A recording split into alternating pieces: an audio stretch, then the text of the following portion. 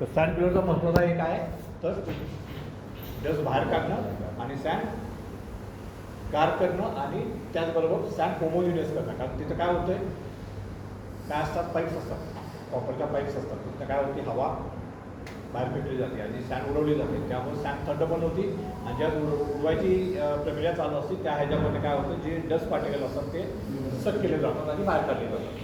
ते आपण setting adjust करू शकतो. आपल्याला जेवढी डस्ट आत पाहिजे ती त्याप्रमाणे किती डस्ट आत ठेवायची, किती डस्ट बाहेर काढायची आपण ठरवू शकतो. ते झालं कूलर.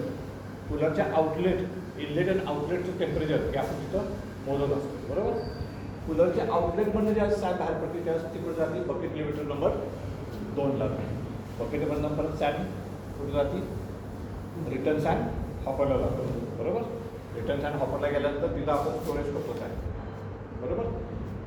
त्यानंतर रिटर्न सँड हॉपरच्या खाली परत एक काय असतोय, बेल्ट असतोय. त्या बेल्टमधनं सँड कुठे जाते, बकेट लिमिटर नंबर 3ला जातो. बरोबर. आणि 3मधनं एका हॉपरमध्ये सँड साठवली जाते. त्या हॉपरला शेजारी परत ॲडिटिव्हचे हॉपर असतात आणि त्या तिन्ही हॉपरमधनं एकातनं सँड, एकातनं बेंटोनाइट, एकातनं कोलबॉल हे परत आपल्या बॅच हॉपरमध्ये पडतं आणि ते बॅच हॉपरचं आउटलेट आहे ते आपल्या मिक्सरला दिलेलं असतं. बरोबर. मिक्सरमध्ये काय असते, ब्लेड असतात, सँड फिरवते.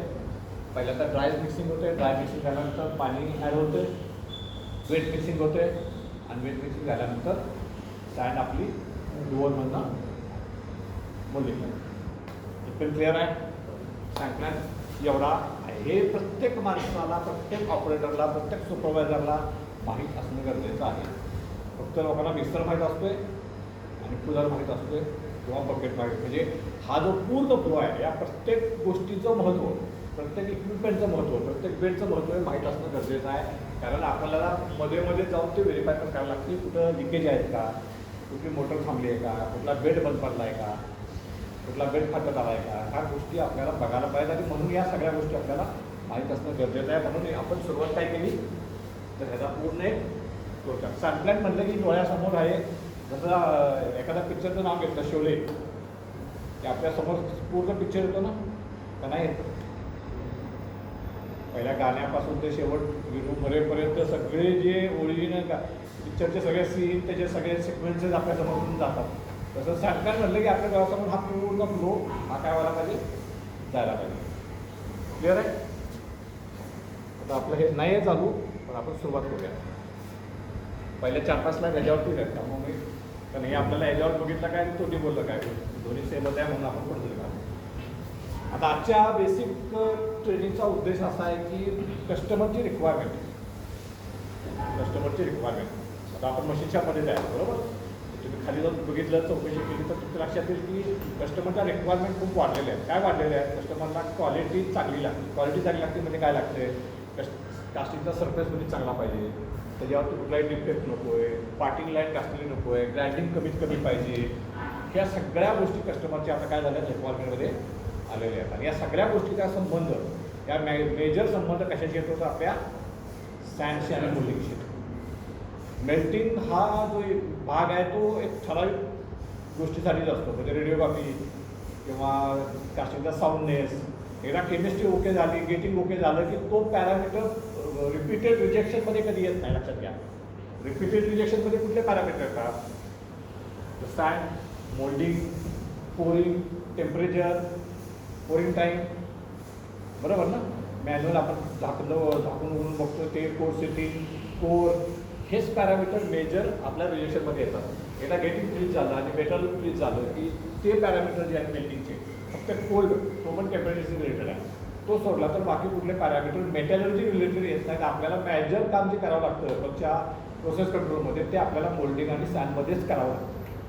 बरोबर. त्यामुळे हे खूप महत्त्वाचा भाग आहे. आता कशाचा रिक्वायरमेंट काय, good surface finish, casting weight control हा एक खूप महत्त्वाचा भाग आहे. कस्टमरनं जर मला 5 किलोचे पैसे दिलेत आणि मी जर माझ्या सँड प्रॉपर्टीजमुळं किंवा माझ्या मोल्डिंगमुळं ते जर कास्टिंग 5.2 किलोपर्यंत जर माझं कास्टिंग गेलं तर काय होईल, लॉस आहे कंपनी. कारण मी 5 किलो धरलं होतं आणि ॲक्च्युली हे काय झालं 5.2 झालं आहे. तर त्यामुळे काय होणार, आपण काय बघत होतो कास्टिंग वेट. कास्टिंग मीठ 5 किलो जर कस्टमरनं मला दिलं आहे, माझं जर 5.2 यायला लागलं, त्याच्यामुळं माझं मग प्रॉपर मोल्डिंग झालेलं नाही, सॅम्पलला मॉइश्चर वाढलं आहे, राणी व्यवस्थित झालेलं नाही आहे, तर काय होणार आहे? मला समजा 100 रुपये रेट असेल कस्टमरला, 5 किलो प्रमाणे 500 रुपये जर मला कस्टमर दिला असेल, माझं वजन जर 5.2 झालं तर 100 रुपये मला नाही मिळणार. मला कस्टमर किती मिळणार? 94, 95 असं काहीतरी. वरचे 5 रुपये 6 रुपये जे मला प्रॉफिट मिळायला पाहिजे होतं किंवा जे मला राहायला पाहिजे होते ते पैसे काय होणार? ते वजनामधनं निघून जाणार. पण त्याचा बेनिफिट कस्टमरला आहे का? कस्टमरला पण बेनिफिट नाही आहे. तुम्ही जर गाडी घेताना गेला आणि तुम्ही म्हटलं की ह्याचं ब्लॉक तो तुम्हाला गाडीवाला म्हणतो याचा ब्लॉक 1.5 किलो जास्त आहे, त्यामुळे तुम्हाला गाडीचे जास्त पैसे द्यायला लागणार. शेवटी कस्टमरला पण तो लॉस होत आहे, तुम्हाला पण लॉस आहे, फायदा पण आला आहे, ट्रान्सपोर्टरला आहे. तो कास्टिंग घेऊन जाणार, तो ॲक्च्युअल कास्टिंग गाडीचं वजनाप्रमाणे पैसे तुमच्याकडनं घेणार आणि ABCB ला आहे. आणि तेवढं मेल्टिंग तुम्ही जास्त करणार, ते मेल्टिंगचे पैसे ABCB मात्र तुमच्याकडनं घेणार आहे. ते काय असं म्हणणार नाहीत की बाबा तुझं राहू दे, रॅबिट कमी झालं आहे म्हणून पैसे कमी द्या, असं म्हणणार आहे का? नाही. त्यामुळे फायदा आपल्याला पण नाही आहे, फॉन्ड्रीला पण नाही आहे, कस्टमरला पण नाही. फायदा कोणाला आहे? आणि अजून तिसरा फायदा कोणाला आहे? 2 गोष्टी करतो त्या माणसाला. आणि तिथं तुला जास्त पडणार. 2 किलो तुला पडायचं असेल तर आता किती पडणार? 2.25 किलो पडणार. तो थोडंच सांगणार तुला 2.25 मला तुला पडला आहे, जास्त पैसे घेतो, मी जास्त पैसे घेतो, नाही म्हणणार ना. त्यामुळे हा लॉस आहे, हाच आपल्या कंपनीचा लॉस आहे. त्यामुळे कास्टिंगचं वजन कंट्रोल करणं महत्त्वाचं आहे. ॲस्थेटिक लुकबद्दल बोललो, सरफेस डिफेक्ट कुठलेही नको आहेत आपल्याला, कमीत कमी फिटिंग पाहिजे, रिवर्स नको आहे. रिवर्स हाईटमध्ये कुठेतरी मोल्डिंग करताना मोल्ड तुटलेला आहे किंवा प्रॉपर रॅबिंग झालेलं नाही तर काय होतं? एक्स्ट्रा मटेरियल येते किंवा कुठेतरी बारीक बारीक सॅनचे जे कास्टिंग दिसतात, मग काय करावं लागते? पेन्सिल गायडरनं ते घासून आपल्याला द्यावं लागतं. ते काय रिवर्स आहे. कास्टिंग जे 2 वाजता दुपारी जायला पाहिजे ते आपण 4 वाजता पाठवतो का? तर 2 तास आपल्याला ते रिव्हर्ट करायला लागलेले आहेत. म्हणून ते वेळ गेला, पैसा गेला, एनर्जी गेली, माणूस गेला, सगळं गेलं वाया. तर हे सगळे जे प्रॉब्लेम्स आहेत, हे सगळे प्रॉब्लेम्स जर कमी करायचे असतील, अवॉइड म्हणणं किंवा 0 म्हणू शकत नाही, पण ॲटलीस्ट आपल्याला कमी तरी आपण करू शकतो. ते कमी जर करायचे असेल तर आपल्याला सॅगवरती आणि मोल्डिंगवरती कंट्रोल करणं गरजेचं आहे. म्हणून आजचं आपलं हे ट्रेनिंग सेशन आपण इथं ठेवलेलं आहे. आता हे सगळं करत असताना मागाशी पण एक वाक्य मी वापरलं की प्रोसेस कंट्रोल. प्रोसेस कंट्रोल हा खूप महत्त्वाचा आहे. मी बऱ्याच ठिकाणी जातो, मला असं म्हणतात लोक की आम्ही हे पेंटॉन वापरतो, आम्ही हे कोलबॉट वापरतो, त्याच्यामुळे चांगलं येते किंवा त्याच्यामुळे खराब होतं आहे. तर माझा अनुभव आतापर्यंत असा आहे की कुठलंही मटेरियल हे 10% जास्त काम नाही करत. 90% जो भाग आहे हा तुमच्या प्रोसेस कंट्रोलचा भाग आहे. म्हणजे आपण जे मगाशी फ्लो बोललो त्याच्यामध्ये कुठंतरी लूप होल्स आहेत. तुमच्या चायनीचं साईज चुकीची आहे, चायनी फाटलेली आहे, चायनीचं डायरेक्शन प्रॉपर नाही आहे, तुमचे बेल्ट फाटलेले आहेत किंवा तुमचा कूलर प्रॉपर काम करत नाही आहे, त्याचं इनलेट आउटलेट टेम्परेचरचं जे डिफरन्स आहे तो प्रॉपर नाही आहे किंवा तुमचं नॉकआउट प्रॉपर होत नसेल, मॅग्नेटिक सेपरेटर व्यवस्थित काम करत नाही. ह्या ज्या बारक्या गोष्टी आहेत ह्या जर तुमच्या कंट्रोलवर नसतील तर तुमचं मटेरियल किती पण चांगलं असू दे तरी पण काय होणार आहे? तुमची सॅन किंवा तुमचं जे प्रोसेस आहे किंवा तुमचं जे आउटपुट आहे ते आउटपुट चांगलं मिळणार नाही. अगदी साधं उदाहरण द्यायचं म्हटलं तर आपण बासमती तांदूळ घेतला आहे आणि त्याच्यावरती बिर्याणी करावं लागतं, पण आपली पद्धतच जर चुकीची असेल, प्रोसेस जर चुकीची असेल तर काय होईल? बासमती तांदूळ असून सुद्धा भात किंवा बिर्याणी चांगली होणार. ते चांगला इंद्रायणी साधा तांदूळ आहे पण माझी प्रोसेस चांगली आहे, मी व्यवस्थित काजू घातले, हे घातले, माझी काम काय म्हणजे कुकिंगची मेथड आहे ती परफेक्ट आहे, तर काय होईल? ती बिर्याणी कदाचित बासमती एवढी चांगली होऊ शकते, त्याच्यात जवळपास जाऊ शकते. का? तर माझी प्रोसेस चांगली आहे. त्यामुळे प्रोसेस खूप महत्त्वाची आहे. मटेरियलचा रोल हा फक्त 10% असतो, प्रोसेस खूप महत्त्वाची आहे. ते प्रोसेसवरती आपल्याला जास्तीत जास्त काम करायचं आहे. प्रोसेसचं काम कोण करतं? तर तुम्ही आम्ही करतो, माणसं करत असतात. त्यामुळे इथं आपलं स्किल, आपलं नॉलेज, आपलं रोजचं त्यावरचं इंटरव्हेन्शन किती आहे, आपण त्यावरती किती लक्ष देतो आहे हे खूप महत्त्वाचं आहे. त्यामुळे प्रोसेस खूप महत्त्वाची आहे. मटेरियल फक्त 10% कॉन्ट्रीब्यूट करतं. तिसरा अजून एक मुद्दा आपण सगळ्या बेसिक प्रेझेंटेशनकडे जाण्याच्या अगोदर की एक अजून महत्त्वाची गोष्ट सॅनमध्ये म्हणण्याच्या फॉर्मेमध्ये पण किंवा आपल्या आयुष्यात एक स्लोगन लक्षात ठेवा की लेस इज बेस्ट. जेवढं कमी असतं का नाही तेवढं नेहमी फायद्याचं असतं. जेवढ्या गोष्टी वाढतात किंवा जे जास्त आपण म्हणतो की मॉइश्चर जास्त की सॉरी मॉइश्चर जेवढं कमी तेवढं तुमची सॅन चांगली. पेंटॉन जेवढं कमी वापराल तेवढी तुमची सॅन चांगली. टेम्परेचर जेवढं कमी तेवढी तुमची सॅन चांगली. आपल्या आयुष्यात पण तसंच आहे. जेवढ्या गोष्टी आपल्याकडे कमी असतील तेवढं आपण काय असतोय? समाधानी असतो. जेवढ्या गोष्टी वाढायला लागतात तेवढं काय होतं, त्या गोष्टी सांभाळण्याची आपली कसरत व्हायला लागते आणि ते सांभाळता त्याचा आनंद आपल्याला घेता येत नाही. त्यामुळे जेवढं कमी असेल तेवढं नेहमी चांगलं असतं. हे सॅनच्या बाबतीत पण लागू आहे, त्याचप्रमाणे आपल्या आयुष्यात पण लागू आहे. त्यानंतर आपण सॅन फ्लोवरती गेलो होतो ऑलरेडी. आपण परत एकदा ज्यावेळेस चालू होईल त्यावेळेस एकदा रिव्हिजन करूया याची. आता आपण जाणार आहे ग्रीन सॅनच्या प्रॉपर्टीजवर. ग्रीन सॅनच्या ज्या प्रॉपर्टीज आहेत त्या काय काय असायला पाहिजे. सगळ्यात पहिली म्हणजे GCS, त्याला आपण काय म्हणतोय, ग्रीन कॉम्प्रेसिव्ह. GCS किती असायला पाहिजे, किती ठेवताय तुम्ही? 900 ते 1300, 1000 ते 1600 ही ॲक्च्युली रेंज आहे. आपण जसं हाय प्रेशरला जाऊ तसं 1400, 1500, 1600 पर्यंत आपल्याला स्ट्रेंथ वाढवावी लागते. अल्फा लाईनला साधारणपणे 1300 पर्यंत जे स्ट्रेंथ आहे ती इनफ आहे. पण 900 ही थोडी कमी आहे. 1000 ते 1300 ही रेंज जास्त काय म्हणतो योग्य आहे असं म्हणतो. कॉम्पॅक्टेबिलिटी. पण स्ट्रेंथ म्हणजे काय? स्ट्रेंथ म्हणजे काय? ताकद. म्हणजे मातीची ताकद म्हणजे स्ट्रेंथ. कॉम्पॅक्टिव्हिटी म्हणजे आपण ड्रायव्हिंग केल्यानंतर किती कॉम्पॅक्ट होते, कॉम्पॅक्शन किती कॉम्पॅक्ट होते. आता कशावर ठरणार आहे कॉम्पॅक्शन? दोन गोष्टीवर ठरणार. एक म्हणजे तुमची ताकद, दुसरं म्हणजे पाणी. बरोबर ना? पाणी जास्त असेल तर काय होणार, ते कमी जमणार, एवढं जास्त जमणार नाही ताकद असून सुद्धा. पण पाणी कमी असेल तर जास्त जमणार. त्यामुळे कॉम्पॅक्टिव्हिटी ही काय पाहिजे, नेहमी लोअर साईडला पाहिजे. आपल्याला हायर साईडला ठेवून चालणार नाही. ही 36 ते 44 या रेंजमध्ये आपण ठेवतो. नॉर्मली 38 ते 42 ही परफेक्ट रेंज आहे. 38 ते 42. ही 42च्या वर जशी जाईल याचा अर्थ तुमचं मॉइश्चर पाण्यामधलं काय झाले, वाढलं. आणि जसं ती कमी होत जाईल याचा अर्थ काय झाला, तुमचं मॉइश्चर कमी झालं, सॅन्ड काय झाली, ड्राय व्हायला लागली. परमॅबिलिटी. परमॅबिलिटी म्हणजे गॅस बाहेर पडण्याची क्षमता. बरोबर, म्हणजे परमॅबिलिटी. परमॅबिलिटी का पाहिजे, कारण आपण काय करतोय, कॉम्पॅक्शन करतोय. कॉम्पॅक्शन करतोय म्हणजे काय करतोय, ग्रेन एकमेकाला दाबून ठेवतोय. मग ग्रेन दाबल्यानंतर आपण लहानपणी शाळेमध्ये पण शिकलोय काय, कुठलीही वस्तू असेल त्यामध्ये काय असते, मोकळी जागेमध्ये काय असते, हवा असते. मोकळ्या जागेमध्ये ते रूम आहे, तिथं काय नाही आहे, पण काय असणार आहे, हवा असणार आहे. तसंच मोल्ड ज्यात आपण बंद करणार आहे त्या मोल्डच्या आत काय असणार आहे, हवा असणार आहे. आणि जोपर्यंत ती हवा आहे तोपर्यंत मेटल जाऊ शकतं का, जाऊ शकतं. ती हवा जोपर्यंत बाहेर जाणार नाही तोपर्यंत तिथं मेटल ऑक्युपाय होऊ शकत नाही. बरोबर ना? मग ती हवा आपल्याला काय केली पाहिजे, बाहेर काढली पाहिजे. जसा मेटलचा फ्लो येईल म्हणून आपण काय करतो, गेटिंगच्या नॉर्मली ऑपोजिट साईडनं आपले वेंटिंग असतं.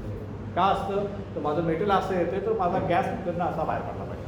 हेच माझं गेटिंग पण इकडं आहे आणि गॅस पण इथंच आहे. काय होईल, टर्ब्युलन्स. बरोबर ना? मेटल फिरल, गॅस पण तिथंच असेल, मेटल पण तिथं असेल आणि काय होईल, गॅस ट्रॅप होईल आणि त्यामधनं गॅस प्रॉपरली बाहेर जाणार आणि आपल्याला ब्लोअरचं रिलेशन येईल. म्हणून आपण काय करतो, नेहमी अपोजिट साईडनं गॅस बाहेर काढतो.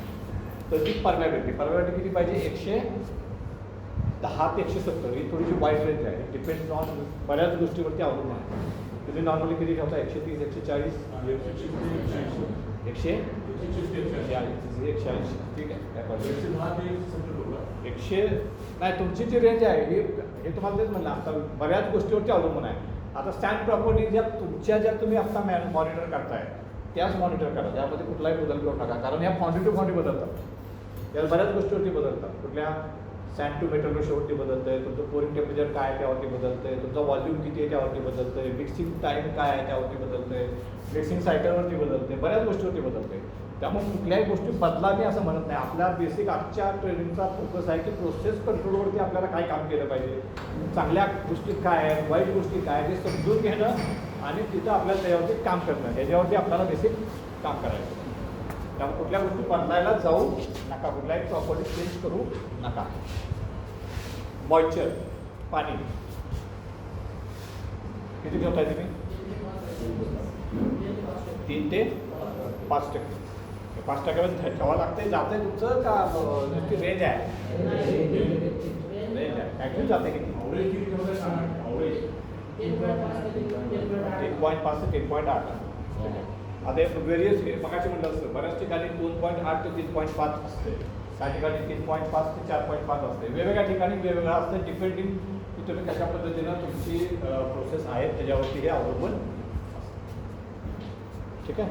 मी नॉर्मली प्रेफर करतो 2.8 पासून 3.5 पर्यंत, पण 2.8 खूप ड्राय होती म्हणून मी 3 ते 3.5. आता हे मॉइश्चर कुठं मोजता आहे हे पण महत्त्वाचं. या प्रॉपर्टीज कुठं मोजायला पाहिजे, तुम्ही कुठं मोजता या प्रॉपर्टीज? सॅन टेस्टिंग म्हणजे कुठं मिक्सरच्या बाहेर मोजताय का मोल्डिंगवर मोजताय? या मोल्डिंगवरतीच मोजायला पाहिजे. म्हणजे हे 3.5 हे मोल्डिंगवरती असायला पाहिजे. तर मिक्सरला किती असणार आहे ते 4.4च्या दरम्यान असेल, मे बी 3.8 असेल, 3.9 असेल, 4 असेल. हे पण लक्षात घ्या की आपण कुठं बसतो ह्याच्यावरती पण अवलंबून असतं. म्हणून म्हटलं कुठल्याही प्रॉपर्टीज बदलू नका. तुमच्या ज्या चालू आहेत त्या प्रॉपर्टी ठेवा. तुमच्या अडचणी काय असतील तर मला विचारा, त्यावरती आपण नंतर बोलूया. एकदा आपण पण फक्त रिव्ह्यू घेऊया पहिल्यापासून. त्यावेळी आपण बोललो आपण कशासाठी कस्टमरचं रिक्वायरमेंट काय, एक्सपेक्टेशन्स काय त्याच्यावरती बोललो. प्रोसेस कंट्रोलवरती बोललो, 10% मटेरियलवरती बोललो, लेस इज बेस्ट बोललो. त्यानंतर आपण फ्लो चार्ट ऑलरेडी याच्यावरती डिस्कस केलं. नॉकआउट, शेकआउट, नंतर hopper, magnetic separator, bed bucket elevator number 1, त्यानंतर पॉलिमॉडल सीव, त्यानंतर स्टॅम्प कूलर, त्याच्यावरती डस्ट एक्स्ट्रॅक्टर आहे, त्यानंतर bucket elevator 2, return sand, hopper, storage, त्यानंतर बकेट इलेक्टर नंबर 3, बरोबर. त्यानंतर sand green, hopper above sand mixer, sand additive आणि new sand addition. New sand काही जण इथं टाकतील, काही जण बॉक्सवरती टाकतात. दोन्ही प्रकारे आपण ॲड करू शकतो. त्यानंतर आपण बोललो ड्राय मिक्सिंग होतं आहे, त्यानंतर वॉटर ॲडिशन होतं आहे. वॉटर ॲडिशन झाल्यानंतर काय होतं आहे, बेंटोनाइटचा स्लरी तयार होतात. पाणी आणि बेंटोनाइटची स्लरी तयार होतात. त्या स्लरीचं काय होतं आहे, सॅनवरती कोटिंग होते. कोटिंग झाल्यानंतर सॅन डिस्ट्रीब्यूट होते प्रॉपरली, वेट मिक्सिंग होतं आणि मग सॅनचा कोटिंग चालू होतं. इथपर्यंत आपण बघितलं होतं. आपण या प्रॉपर्टीज बघितल्या. आणि आता आपण जाणार आहे पुढच्या प्रॉपर्टीजवरती. आपण मगाशी बघितल्या त्या शॉपलोडच्या प्रॉपर्टीज बघितल्या. आता या काय लॅबच्या प्रॉपर्टीज आहेत. ह्याच्यामध्ये आपण ॲक्टिव्ह क्ले बघू. ॲक्टिव्ह क्ले म्हणजे काय, लाईव्ह क्ले, जो तुमच्या सॅनमध्ये बॉन्डिंग करण्यासाठी उपयोगी होतो. त्या क्लेला आपण काय म्हणतो, ॲक्टिव्ह क्ले म्हणतो. नॉर्मली 7 ते 9.5 या रेंजमध्ये ठेवला जातो. आता बऱ्याच ठिकाणी काय होतं, सोडियम पेंटोनाइट वापरलं जातं. तिथं ॲक्टिव्ह क्ले हा काय होतो, कमी येतो. म्हणून 7 ते 8, 8.5 मध्ये ठेवला जातो. काही ठिकाणी कॅल्शियम पेंटोनाइट वापरला जातो. तिथं ॲक्टिव्ह क्ले हा हायर साईडला ठेवला जातो. म्हणून तिथं 8 पासून 9.5 पर्यंत किंवा कधी कधी 10 पर्यंत सुद्धा 10.5 पर्यंत ॲक्टिव्ह क्ले ठेवला जातो. मग अशी म्हटलं असतं, जेवढा ॲक्टिव्ह क्ले कमी तेवढं चांगलं. जेवढा ॲक्टिव्ह क्ले वाढला, कुठलाही क्ले वाढला की ते काय करतं, मॉइश्चर ॲब्सॉर्ब करतं, पाणी ॲब्सॉर्ब करतं. पाणी ॲब्सॉर्ब केलं की तुम्हाला ब्लोअरचे चान्सेस वाढले, काशीचं वजन तुमचं डिस्टर्ब होणार, मोल्ड हार्डनेस प्रॉपर येणार नाही, राणी व्यवस्थित होणार नाही. त्यामुळे जेवढा क्ले कमी तेवढं चांगलं. डेड क्ले म्हणजे जो क्ले तुम्हाला बाइंडिंगला उपयोगी पडत नाही असा क्ले म्हणजे डेड क्ले. तो 3 ते 4.5 या रेंजमध्ये असायला पाहिजे. टोटल क्ले म्हणजे या दोन्हीची बेरीज होती. आपण पहिल्यांदा चेक काय करतो, ॲक्टिव्ह क्ले आणि टोटल क्ले चेक करतो आणि त्याचा मायनस करून डेड क्ले चेक करतो. आपल्याला डेड क्ले मोजता येत नाही, आपण ते मायनस केल्यानंतर आपल्याला डेड क्ले मिळेल. एलॉय, लॉस ऑफ इग्निशन आणि VM, व्होलाटाईल मटेरियल. एलॉय साधारण 4 ते 7, VM 2.5 ते 5 या रेंजमध्ये असतो. त्याचा जो सॅनचा pH आहे हा साधारण आपण 9 ते 10 मध्ये ठेवतो. WTS ही नवीन कन्सेप्ट आता बऱ्यापैकी लोक वापरतात, लोकांना माहिती आहे. वेट टेन्साईल स्ट्रेंथ ही साधारणपणे जर तुम्ही अल्फा लाईनवरती काम करत असाल तर 16च्या आसपास येते. अल्फा लाईन म्हणण्यापेक्षा आपण म्हणलं की ज्याला कॅल्शियम बेंटोनाइट आहे तिथं 16 पर्यंत येते. जिथं सोडियम बेंटोनाइट आहे किंवा हायर स्ट्रेंथचं बेंटोनाइट आहे तिथं ती 24 ते 30 यापर्यंत तुमची WTS किंवा वेट टेन्साईल स्ट्रेंथ जाते. वेट टेन्साईल स्ट्रेंथ म्हणजे काय, तर ज्यावेळेस तुमच्या मोल्डमध्ये मॉइश्चर आहे त्यावेळेस ती त्याची स्ट्रेंथ. हां, त्याचं मशीन आहे वेट टेन्साईल टेस्ट. त्याचं स्पेशल मशीन येतं. त्याला बरेच जण, पूर्वी नव्हतं एवढं, आता बरेच जण वापरतात आणि याच्यावरती बरंच काम केलं जातं. त्यानंतर sulphur in the prepared San should be 0.07. हा महत्त्वाचा भाग यासाठी, ज्यावेळेस तुम्ही एजंट करताय तर तुमचा सल्फर जर वाढला असेल तर बऱ्याच वेळा काय होतं, मोल्ड किंवा मोल्डिंग स्टॅनमधला सल्फर आणि मेटल ह्याचं तिथं रिॲक्शन होती. त्या पर्टिक्युलर पॉईंटला तुम्हाला नोडुलॅरिटी किंवा नोडल काउंट कमी मिळतो आणि मेटलॉजिकल डिफेक्ट येऊ शकतात. म्हणून सल्फर कंट्रोल करणं गरजेचं आहे. सल्फर कंट्रोल करायचं असेल तर सल्फरचं हे काय सोर्स ऑफ ॲडिशन काय आहे तर कोलबॉन. मग आपल्या कोलबॉनमधनं तो येतो, त्यामुळे आपल्याला कोलबॉनवरती कंट्रोल करायला पाहिजे. खूप जास्त ॲडिशनवर कोलबॉन चालणार नाही किंवा कोलबॉनमध्ये सल्फर नाही याची व्हेरिफिकेशन आपल्याला करायला पाहिजे. हे रिटेन्शन सिस्टीम AFS नंबर आपण याच्यामध्ये घेतला नव्हता. AFS किती असायला पाहिजे 55 ते 65 या वेळेमध्ये AFS नॉर्मल ठेवला जातो. आता बऱ्याच वेळेस आपण काय करतो नुसता AFS बघतो. आपण ज्यावेळेस नवीन सँड घेतो त्यावेळेस पण किंवा आपल्या रेग्युलर सँडमध्ये पण आपण फक्त AFS बघतो की माझा AFS 60 आहे. पण 60 AFSचा अर्थ बऱ्याच वेळा आपल्याला माहीत नसतो की नक्की काय आहे. म्हणजे उदाहरणार्थ जर सांगायचं झालं तर समजा आपल्याला 24 ही फिगर पाहिजे तर 24 ही फिगर कुठं कुठे येऊ शकते 12x2 6x4 24x1 एक्झॅक्टली उलटं 1x24 4x6 बरोबर ना. तर किती प्रकारे 8x3 3x8 कितीतरी प्रकारे आपण 24 ही फिगर आणू शकतो ना. तसंच AFS आहे. हा आकडा आणण्यासाठी ह्या ज्या सीव आहे ह्याच्यामध्ये ॲडजस्टमेंट केलेल्या असतात सँडवाल्याला. आणि तुमचा परचेसवाला काय देतो परचेस ऑर्डरमध्ये AFS मला 60 पाहिजे. मग तो काय करतो तो इथं वाढवतो इथं कमी करतो आणि ते सँड ॲडजस्ट करून एखादी रिजेक्टेड सँड पण तुम्हाला 60 करून पाठवून देतो. तुम्ही काय बघता रिपोर्ट आला की तुमचा इनकमिंग मला काय बघतो 60 आहे. मग काय होतंय तुमचा डबल पीक येतो आणि एकदा डबल पीकची सँड तुमची इन झाली आणि तुमच्या सँड सिस्टममध्ये आले की काय होतं तुमची जी रेग्युलर सँड आहे रुटीन सँड आहे ते रुटीन सँड पण हळूहळू काय होती शेजायला सुरुवात होते. आणि असंच कंटिन्युअस काय दिवस राहिलं तर त्या रेग्युलर सँडचा जो सिंगल AFS आहे किंवा सिंगल पीक आहे तो बिघडून डबल पीक किंवा टेबल पीक होतो. आणि त्याचा इफेक्ट तुमच्या कशावरती होतो सरफेस फिनिशवरती होतो. त्यानंतर AFS नंबर हे झाल्यामुळं डेल्टे वाढू शकतो सरफेस फिनिश खराब होऊ शकतो. ह्या सगळ्या गोष्टी होतात. त्यामुळं केवळ एवढं जरी महत्त्वाचं नाही तर हे डिस्ट्रिब्युशन पण महत्त्वाचं आहे. ह्या डिस्ट्रिब्युशनचा ट्रेंड काय असणार पाहिजे हा विषय तुम्हाला दिलेला आहे.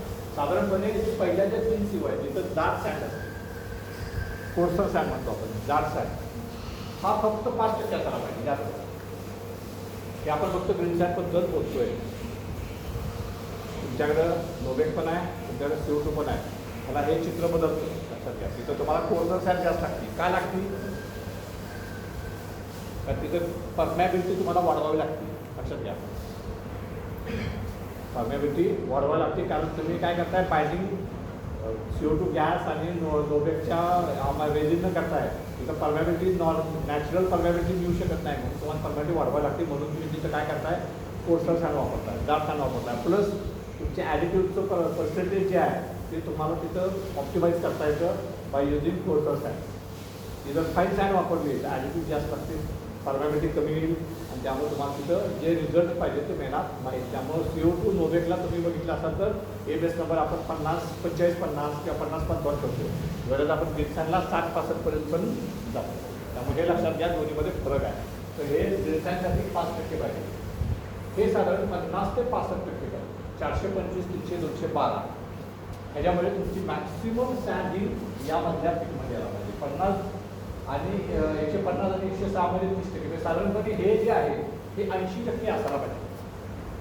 या 2 मधल्या ह्याच्यामध्ये हे 5 सीव जे म्हणतो आपण या 5 सीवमध्ये 80% सँड ही या 5 सीवमध्ये असायला पाहिजे.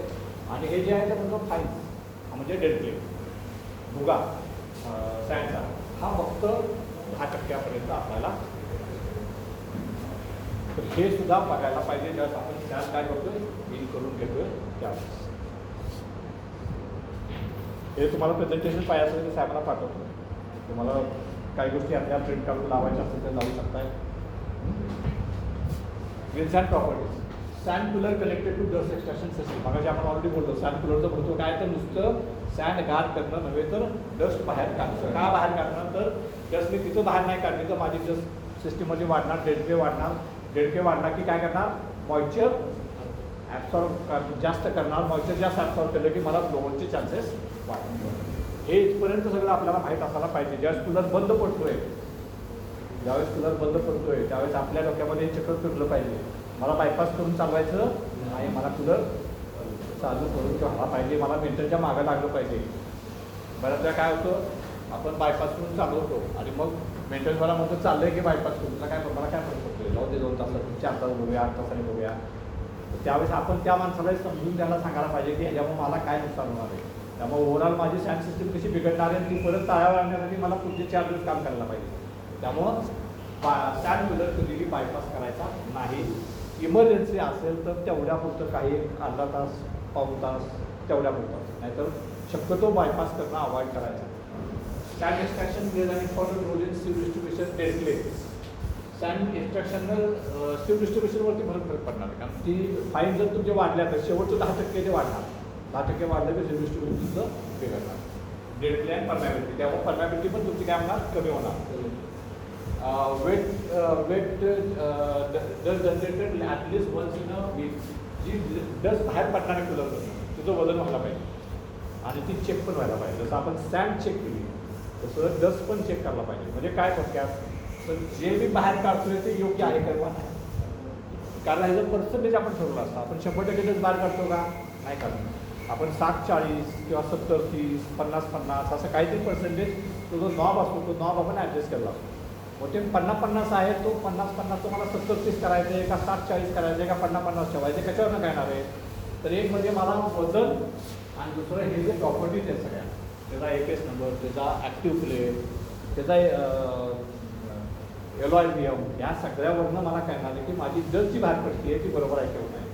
थोडक्यात डस्टमधनं माझं बेंटोनाइट बाहेर जाते का, माझी कोलमाण बाहेर जाते का, हे तुम्हाला कळणार. बऱ्याच वेळा काय होऊ शकतं, जर तुम्ही डस्टचं एक्स्ट्रॅक्शन जास्त ठेवलं तर काय होईल, तुमचं बेंटोनाइट आणि कोलमाण पण त्या डस्टमधनं बाहेर निघून जाईल आणि डस्ट आपण काय करतो, फेकून देतो. आणि त्यामुळे तुमचं बेंटोनाइटचं कन्झम्पशन वाढणार, कोलमानचं कन्झम्पशन वाढणार आणि तुम्हाला प्रॉपर्टीज पण मिळणार नाही, शिवाय तुमची कॉस्ट पण वाढणार. त्यामुळं डस्ट माझी किती बाहेर पडते आहे हे मोजायला पाहिजे आणि त्याचप्रमाणे डस्टचे पॅरामीटर मोजायला पाहिजे. जसं की याच्यामध्ये आपण उल्लेख केला आहे की डस्ट किती पाहिजे, तर 0.2 to 0.25 माझी सॅन मी किती मिक्स केली आहे त्याच्या 0.2 to 0.25 एवढीच डस्ट माझी बाहेर पडायला पाहिजे. त्याच्यापेक्षा जास्त जर पडत असेल तर याचा अर्थ मी जास्त सॅन डस्ट जास्त बाहेर काढायला लागलो. त्यावेळेस तुम्हाला काय केलं पाहिजे, डस्टचं प्रमाण कमी केलं पाहिजे. त्याचप्रमाणे मी हे पण चेक केलं पाहिजे, डस्टचा APS किती आहे, तो साधारण 175 ते 200 असायला पाहिजे. काय 175-200 पाहिजे, आपला हे याचा APS 60 असतो. हा 175 काय तर हे फाईन्स आहे. शेवटचे 10% म्हटलं ना आपण, त्यातलं सगळं मटेरियल बाहेर निघाले, यात थोडंसं मटेरियल नाही आहे. त्याचा ॲक्टिव्ह प्ले 20 ते 25 असायला पाहिजे. किती, 20 ते 25. आपला रेग्युलर किती असतोय, 8-9%. त्याच्यात दुप्पट जो आहे तर LOI 20 ते 25 आणि VM 20 ते 25.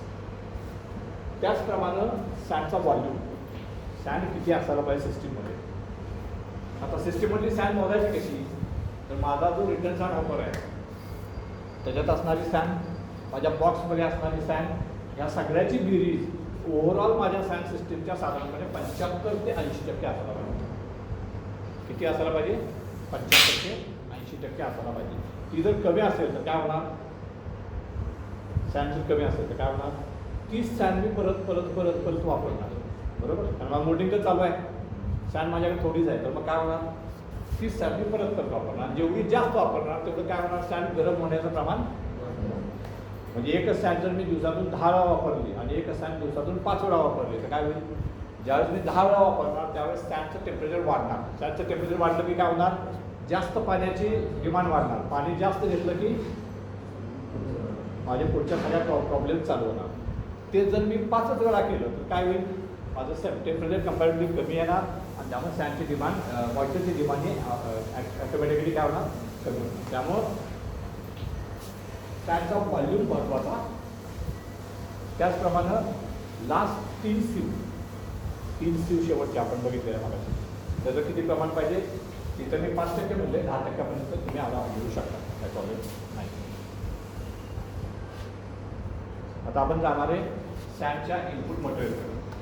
काय मी सांगताय, बोला. आपण बोरचं पाणी वापरू शकतो बघा, बोरचं पाणी वापरू शकतो प्रोव्हायडेड तुमचा त्याचा काय म्हणतो आपण त्याला पाण्याचा TDS तो व्यवस्थित असायला पाहिजे किंवा तुमचा pH मेंटेन होत असेल. बरेच जण वापरतात त्या formula. Return sand, new sand, bentonite, coalbond आणि वॉटर हे आपले मेन इनपुट्स आहेत. आपण प्रोसेस बघितली. आता काय बघितली? इनपुट बघितली. प्रोसेस ISO मध्ये काम केलं आहे कुणी? ISO IATF मध्ये काम केलं नाही. इनपुट, प्रोसेस, आउटपुट, बरोबर. त्यातलं आपण काय बघितलं मगाशी? पहिलं बघितली प्रोसेस. फ्लोचार्ट म्हणजे काय? प्रोसेस बघितली आपण पूर्ण. ती प्रोसेस काय होती? आता हे काय आहे? इनपुट आहे. जर माझं इनपुट चांगलं असेल आणि माझी प्रोसेस चांगली असेल तर काय होईल? माझं आउटपुट चांगलं आहे. जसं मगाशी आपण उदाहरण दिलं बिर्याणीचं. माझा तांदूळ पण चांगला आहे, माझी करण्याची पद्धत पण परफेक्ट असेल तर काय होणार? माझी बिर्याणी चांगली होणार. पण दोन्हीमध्ये एक जरी काहीतरी खराब असेल किंवा दोन्हीमध्ये एक जरी काहीतरी माझं डावंजवं झालं तर काय होणार? माझं आउटपुट हे तेवढं चांगलं होणार नाही. त्यामुळं आपल्याला इनपुट मटेरियलवरती पण तेवढाच फोकस द्यायला पाहिजे जेवढा प्रोसेसवरती आहे.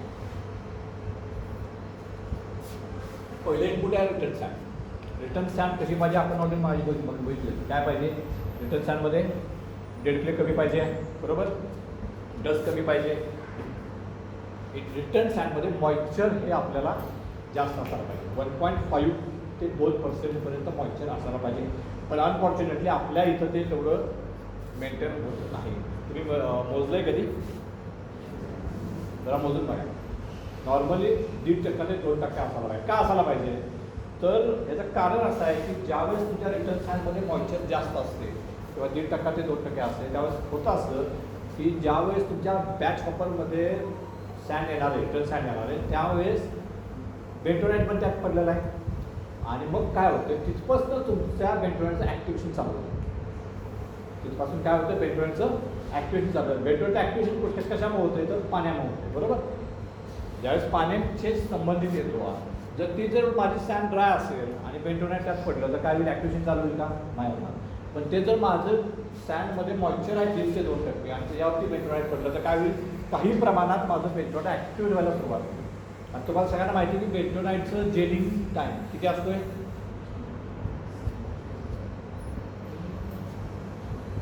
आणि स्वेलिंग टाईम. स्वेलिंग किती असतंय? 45 सेकंद, 30 सेकंद, मॅक्सिमम 50 सेकंद, बरोबर. 30 ते 45 सेकंदामध्ये त्याचं काय होते? स्वेलिंग होते.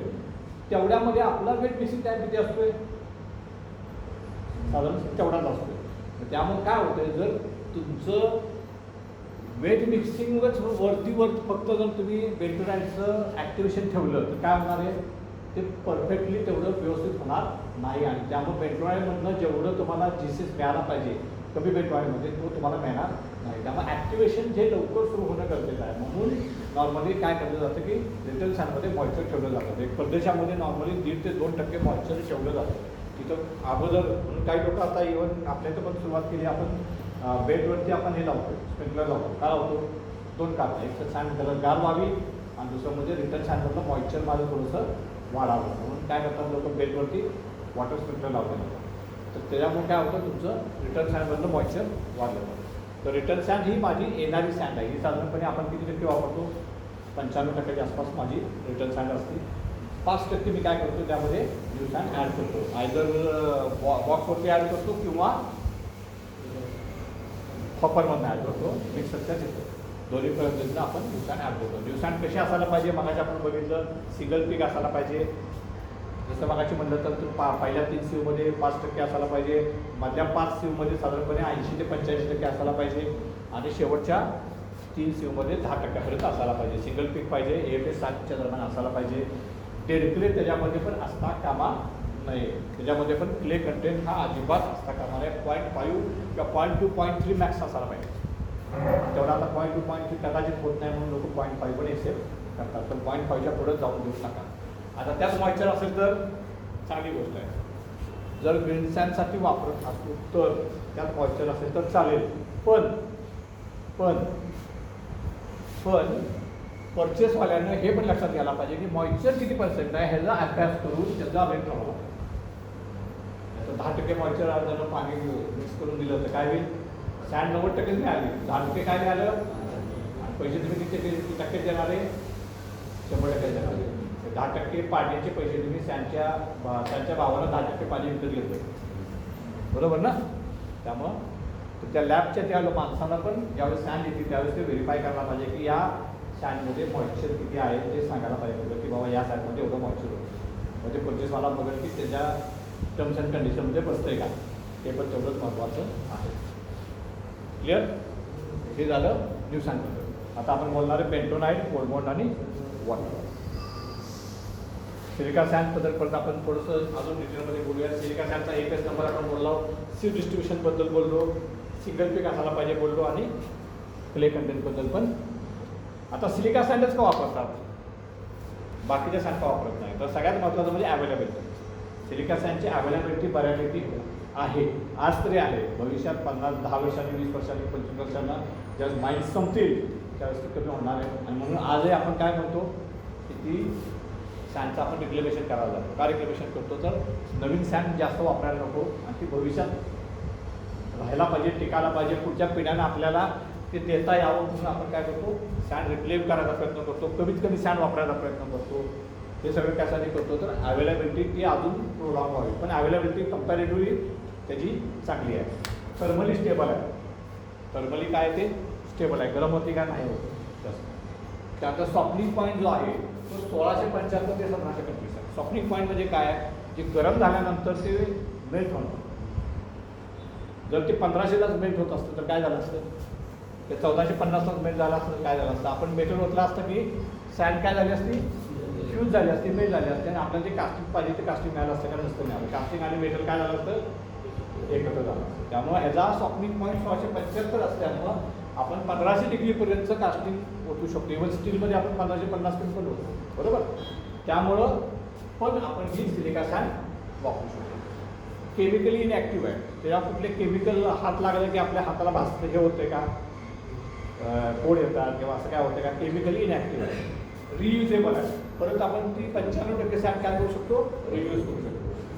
चीप, स्वस्त आहे कंपॅरेटिव्हली. असं नाही की 50 रुपये किलो आहे. किती रुपये किलो आहे, 3 रुपये, 2.5 रुपये. आता तर 3 रुपये 3.5 रुपये झाली, पूर्वी 2 रुपयापर्यंत होती. 3-3.5 रुपये किलोच्या आसपास. म्हणजे कंपॅरेटिव्हली काय ती स्वस्त आहे. नॉन हजार्ड, नॉन टॉक्सिक आहे. त्यामुळे कुठलेही नॉन हजार्ड आपल्याला किंवा टॉक्सिक किंवा विषारी असं काय आहे का नाही आहे. ते आपण इझिली हँडल करू शकतो हाताने, बरोबर ना. मोल्डेबिलिटी आहे, त्याची एक स्ट्रेंथ काय आहे तर त्यात बेंटोनाइट पाणी टाकलं की काय तयार होतं, मोल्डिंग कॅपॅसिटी ती तयार होते, ती मोल्डेबल आहे. त्यामुळे आपण त्याचे मोल्ड करू शकतो आणि ते मोल्ड काय होतात, विस्टँड होतात, बराच काळ काय होतात, टिकतात. त्यानंतर मेटल टाकल्या त्यात गेल्यानंतर पण ते मोल्ड काय होत नाहीत, तुटत नाहीत किंवा फुटत नाहीत. त्यामुळे ते मोल्डेबिलिटी ही एक महत्त्वाची त्याची आहे. आणि बॅड कंडक्टर हीट पास करत नाही, त्यामुळे काय होतं, हीट जास्त पास करत नाही, बरोबर ना. त्यामुळं आपण ही सिलिका सॅन काय करू शकतो, मोल्डिंगसाठी वापरू शकतो. क्लिअर आहे. 95% वापरू शकतो. मोल्डेबिलिटी आहे, non hazard, non reactive, can be use for bulk production. हे पण एक महत्त्वाचं आहे, बल्क प्रोडक्शन. 50 मोल, 40 मोल, 70 मोल, हाय प्रेशरचं 180 मोल पर आवर आपण काढतो. तेवढ्या स्पीडला ही सॅन काय होती माझी चालते. त्यामुळे पण आपण ही सॅन स्वस्त आहे आणि provides collapsibility to the pole. सगळ्यात महत्त्वाचं वेल सॅनमध्ये काय आहे, मी नॉकआउटला पेटी ठेवली की काय होतं, माझा मोल्ड आणि कास्टिंग वेगवेगळं होतं. तसं सिवडला होतं का, नोवेटला होतं का, तिथं काय तयार होतं, लम्स तयार होतं. आणि मग परत ते लम्स तुम्हाला काय करतात, ब्रेक करावे लागतात. त्यामुळे ते तुम्ही 100% ती सॅन वापरू शकता का, नाही वापरू शकता. ते तुम्हाला रिक्लेम करावे लागते. रिक्लेम करताना पण त्याचे काही फायदे तोटे आहेत, पण ती 100% तुम्ही वापरू शकत नाही. त्यामुळे त्याची कॉस्ट वाढते, बरोबर. ही सॅन किती 95% तुम्ही सॅन परत आहे त्या कंडिशनला वापरू शकता. फक्त त्यात बेंटोनाइट पाणी टाकायचं, बरोबर टाकायचं. त्यामुळे हा एक खूप महत्त्वाचा ॲडव्हान्टेज आहे, कोलॅप्सिबिलिटी. क्लिअर आहे. जाऊया पुढं. आता आपला तिसरा मुद्दा होता तो बेंटोनाइट. आपण प्रेस सॅन बघितली आहे, रिटर्न सॅन बघितली. तिसरा आहे बेंटोनाइट. बेंटोनाइट नॉर्मली 2 प्रकारचं, मगाशी मी तुम्हाला म्हणलं होतं की 2 प्रकारचं असतं, कॅल्शियम आणि सोडियम. कॅल्शियम बेस्ड बेंटोनाइट आणि sodium based bentonite. Normally calcium based bentonite हे भारतामध्ये जास्त प्रमाणात मुबलक प्रमाणात अवेलेबल आहे. सोडियम बेस्ड बेंटोनाइट फारसं अवेलेबल नाही आहे. ते बऱ्याच अंशी आपण इम्पोर्ट करत असतो. ते कॉस्टली असतं, पण त्याच्यामुळं त्याची ड्युरॅबिलिटी जास्त असते. ड्युरॅबिलिटी म्हणजे काय, तर मी 5 वेळा वापरल्यानंतर सुद्धा त्याची जी स्ट्रेंथ आहे किंवा त्याच्यातल्या प्रॉपर्टीज ज्या आहेत त्या 50%पेक्षा जास्त त्या सॅनमध्ये विस्टँड राहतात. तसं कॅल्शियममध्ये नसतं. ते कॅल्शियमची ड्युरॅबिलिटी कमी असते. मी 5 वेळा वापरलं तर मला फक्त 10 किंवा 15% प्रॉपर्टी परत मिळतात. त्यामुळे काय होतं, ज्यावेळेस तुम्ही कॅल्शियम बेंटोनाइट वापरता त्यावेळेस तुम्हाला बेंटोनाइटचं ॲडिशन जास्त करावं लागतं. नॉर्मली 1% to 1.1%च्या दरम्यान आपण करतो. तुमचं किती आहे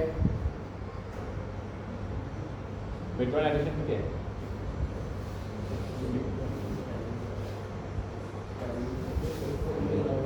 किती किलोचा मिक्सर आहे आणि बेंटोनाइट किती टाकताय?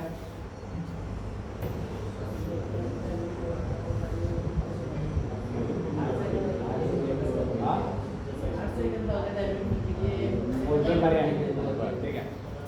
तर कॅल्शियमला नॉर्मली 1%, 1.1% असतं, पण सोडियमला जर तुम्ही गेला तर ते 0.5 to 0.6% एवढ्या कमीमध्ये येतं, पण त्याचा रेट पण जास्त आहे. हे साधारण 5 रुपयाच्या आसपास असेल तर ते 7.5 रुपयाच्या आसपास बेंटोनाइट आपल्याला मिळतं. त्यामुळे सोडियम बेंटोनाइट हे बऱ्याच ठिकाणी वापरलं जातं, कारण ते तुमचं कन्झम्पशन कमी करतं, ड्युरॅबिलिटी चांगली असल्यामुळे. शिवाय त्याचा WTS जास्त असतो. आपण जे मागाशी बघितलं 25 ते 27 पर्यंत त्याचा WTS जातो. कॅल्शियम बेंटोनाइटचा WTS हा 12 ते 15 एवढाच आहे. त्यामुळे आता बरीच लोक सोडियम बेंटोनाइटवरती गेलेली आहेत. अजून एक त्यातला महत्त्वाचा फरक म्हणजे कॅल्शियम बेंटोनाइट जेव्हा तुम्ही वापरता त्यावेळेस तुमची GCS ही वाढली जाते आणि ॲक्टिव्हली कमी होतो. GCS काय तो वाढली जाते, म्हणजे तुम्हाला 1500, 1550, 1600 मिळतो. पण WTS जो आहे ॲक्टिव्ह जो असतो तो 7.5-8च असतो. 8% ॲक्टिव्ह प्लेला पण तुम्हाला 1500 काय मिळतं GCS मिळतो. कॅल्शियमला तसं नसतं. कॅल्शियमला तुमचा ॲक्टिव्ह प्ले जास्त असतो, तो 8.5 असतो, 9 असतो, 9.5 असतो, पण GCS तुमची 1200, 1250, 1300. तर हा एक मेजर फरक तुम्हाला बघायला मिळतो.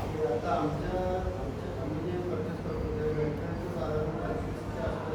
म्हणजे तुमचं सोडियम बेस आहे, याचा अर्थ सोडियम बेस आहे. बेंटोनाइटची WTS म्हणत नाही, सॅन्डची प्रिपेअर्ड सॅन्डची WTS. बेंटोनाइटची WTS जी म्हणताय ती 40 जी म्हणताय ती सोडियमची असते आणि 25 जी म्हणताय ती कॅल्शियमची असते. बेंटोनाइटची मग ती 25 आहे ती कॅल्शियम बेस आहे आणि 40 किंवा 40 ते 50 असते ती सोडियम बेस असते. सोडियम बेस हे झालं बेंटोनाइट. बेंटोनाइट तुम्हाला मगाशी म्हटलं असतं त्याला पाणी लागल्यानंतर त्याचं ॲक्टिवेशन चालू होतं. पाणी हे गरजेचं आहे. आता पुढचा मुद्दा येतो कोलबॉन्ड. कोलबॉन्ड वापरलं कशासाठी जातं तर कुशनिंग इफेक्टसाठी. म्हणजे काय तर आपल्या मोल्ड आणि मेटल त्याचं ज्यावेळेस काय होतं हे एकमेकाला जाऊन चिकटतं त्यावेळेस काय म्हणायला पाहिजे ते मोल्डचं इम्प्रेशन मेटलवरती येतं. आपला मोल्ड कसा असतो नॉर्मली खडबडीत असतो ना, ग्रेन कशा आहेत अशाच आहेत ना. कास्टिंग पण तसं यायला पाहिजे. तसं कास्टिंग येतं का नाही, बऱ्याच वेळा येतं पण नाही म्हणून चालणार नाही, बऱ्याच वेळा येतं पण तसं आपलं. मग आपण काय करतो ग्राइंडर करून लेवल करतो, सरफेस फिनिशिंग प्रॉपर करतो, पण बऱ्याच वेळा येत नाही. काय येत नाही तर हा कुशनिंग इफेक्ट असतो. कुशनिंग इफेक्ट म्हणजे काय तर मोल्ड आणि मेटल ह्याच्यामध्ये एक थिन फिल्म तयार केली जाते. ती फिल्म कोण तयार करतो तर एक कोलबॉन्ड तयार करतो. कोलबॉन्डमधनं जो टार बाहेर पडतो त्या टारमध्ये काय असते CO गॅस. हा CO गॅस काय करतो ते आहे आपण नंतर परत त्याच्यामध्ये डिटेलमध्ये बघूया. ज्यावेळेस मेटल मोल्डमध्ये येतो त्यावेळेस काय करतोय पूर्ण आपण डिटेलमध्ये बघणार आहे, त्या ह्याच्यामध्ये आपण जास्त डिटेलमध्ये बघूया. पण आता लक्षात ठेवा की एक थिन फिल्म तयार केली जाते. त्या फिल्ममुळे काय होतं आपला सरफेस फिनिश चांगला येतो, त्याला आपण म्हणतो कुशनिंग इफेक्ट. त्याचप्रमाणे गॅस आणि स्पेस म्हणजे ज्यावेळेस सँड माझी गरम होती त्यावेळेस काय होतं सँड प्रसरत होतं, सँडचा साईज काय होतो वाढतो. साईजचा सँड वाढल्यानंतर काय होईल तर हा येतो बाय बसला आहे त्याला असं असं असं केलं काय होणार मग काय व्हायला पाहिजे तिथं सरकारला पाहिजे तिथं त्याला गॅप निर्माण दिसायला पाहिजे. मग तो गॅप द्यायचं काम कोण करतं कोलबॉन्ड. ते कोलबॉन्ड काय करतं तिथं स्पेस किंवा वाईड म्हणून आपण काय म्हणतो बेंटोनाइटचं कोटिंग हे सँड ग्रेनवरती होतं, पण कोलबॉन्ड कुठे जाऊन बसतं 2 सँड ग्रेनच्या मध्ये जाऊन बसतं आणि ज्यावेळेस ते जळतं तिथं काय तयार होतं वाईड तयार होतो, पोकळी तयार होते. ती पोकळी कशासाठी उपयोगी पडते तर ज्यावेळेस माझा सँड ग्रेन फुगतो तो फुगलेला सँड ग्रेन तिथं काय होतो ॲडजस्ट होतो ॲक्युमुलेट होतो म्हणून ते काम करतो. Coal material available inside the coalbond use tar which 650 degree temperature आपण पुढे डिटेलमध्ये बोलूया. It gives good surface finish. ओला त्याचा VM नॉर्मली आता हे एक मी रेंज दिली 50 ते 65, पण काही जण 40-45 पण वापरतात, 45-50 वापरतात. तुम्ही कुठलं वापरताय? 45-55. 45-50. आता नॉर्मली 45वरती लोक जायला लागले, पूर्वी जात नव्हते, पूर्वी 50-65च वापरायचे. आता हळूहळू लो वेव्हचं मटेरियल लोक वापरायला लागले. एलॉय 95% असायला पाहिजे, त्याच्या स्पेसिफिकेशन आहे. ॲश 3 ते 5% पाहिजे. ॲश म्हणजे काय? राख आहे, ते जास्त असून चालणार नाही, हे लक्षात घ्या. मॉइश्चर 8 ते 12%. आता इथं मॉइश्चर मात्र लागतं आहे. कोलबॉटमध्ये मॉइश्चर हे 8 ते 12% लागतंच. जर नाही टाकलं तर त्यामध्ये काय असते? कार्बन असतं. आणि ज्यावेळेस तुम्ही कोलबॉट ठेवलं जाते त्यामध्ये पाणी पडलं तर त्या पाण्याला काय होतं? ते गरम होते, आणि गरम झाल्यानंतर काय होतं? ते गरम होऊन पेटतंय. आणि ते पेटू नये म्हणून त्याच्यामध्ये मुद्दाम होऊन मॉइश्चर टाकलं जातं 8 ते 12%. फक्त ते जास्त टाकणार नाही, त्याची काळजी घ्यायला पाहिजे. 8 ते 12%च पाहिजे, यापेक्षा जास्त मॉइश्चर चालणार. त्याच्यामध्ये कार्बन किंवा कोल असतो, हायली फ्लेमेबल असतो. ज्यावेळेस moisture needed to maintain avoid the fire and safety, त्यासाठी आपण हे मॉइश्चर टाकलेलं असतं. Most of the coal compound includes coal of uranium star. आणि ह्याच्यामध्ये काय काय टाकलं जातं? टार असते, सॉवूड म्हणजे काय? लाकडी भुसा असतोय, गव्हाचं हस्क म्हणजे गव्हाचे टरफल असतात. या सगळ्या गोष्टी याच्यामध्ये टाकलेल्या असतात. आता ह्याचं पर्सेंटेज काय असायला पाहिजे? लिमिटेड असायला पाहिजे. आणि कार्बन आणि टारचं पर्सेंटेज जास्त असायला पाहिजे, जे तुम्हाला काय देईल? काय देईल? आता उदाहरणार्थ भुसा किंवा हस्क आहे, हे जळलं तर काय होणार आहे? जळलं तर काय होणार? राख तयार होणार नाही, गॅस तयार होणार नाही. म्हणजे काय तयार होणार? राख तयार होणार, बरोबर. आणि ते रॅक म्हणजे काय होणार? परत डेडलीच आहे एक प्रकारे, बरोबर ना. आता ही लोक का टाकतात? तर हे टाकतात यासाठी की त्याला कॉस्ट ॲडजस्ट करण्यासाठी. सगळं चारानं सगळं जे वापरलं त्याची कॉस्ट खूप जास्त जाईल, तुम्हाला परवडणार नाही आणि त्याला पण फायदा मिळणार नाही. म्हणून ते काय करतात? ते कॉस्ट ॲडजस्ट करण्यासाठी हे टाकलं. तर ह्याचं पर्सेंटेज कमी असायला पाहिजे. टार आणि कार्बनचं पर्सेंटेज हे नेहमी जास्त असायला पाहिजे. म्हणजे ज्यावेळेस तुमचा बऱ्याच वेळा तुम्हाला काय होतं? VMLY पण ओके असतोय, पण तुम्हाला सरफेस पिलॉक प्रॉपर मिळत नाही. कास्टिंगला माती चिटकायला लागते, तुमच्या प्रॉपर्टीज बरोबर आहे, पण कास्टिंगला माती चिकटते. त्यावेळेस समजायचं काय? तिथं काहीतरी एक आपल्याला आहे. त्याच्यामुळे काय होणार आहे? ते LYचे व्हॅल्यू तर तुम्हाला दिसणार आहेत, बरोबर ना. आणि ते आपण ठराविक टेम्परेचरला चेक करतो, आपण पूर्ण ग्राफ काढत नाही, ते एकाच टेम्परेचरला चेक करतो. त्यामुळे त्या व्हॅल्यू दिसणार, पण त्याचा इफेक्ट जो कास्टिंगवर दिसायला पाहिजे तो होणार.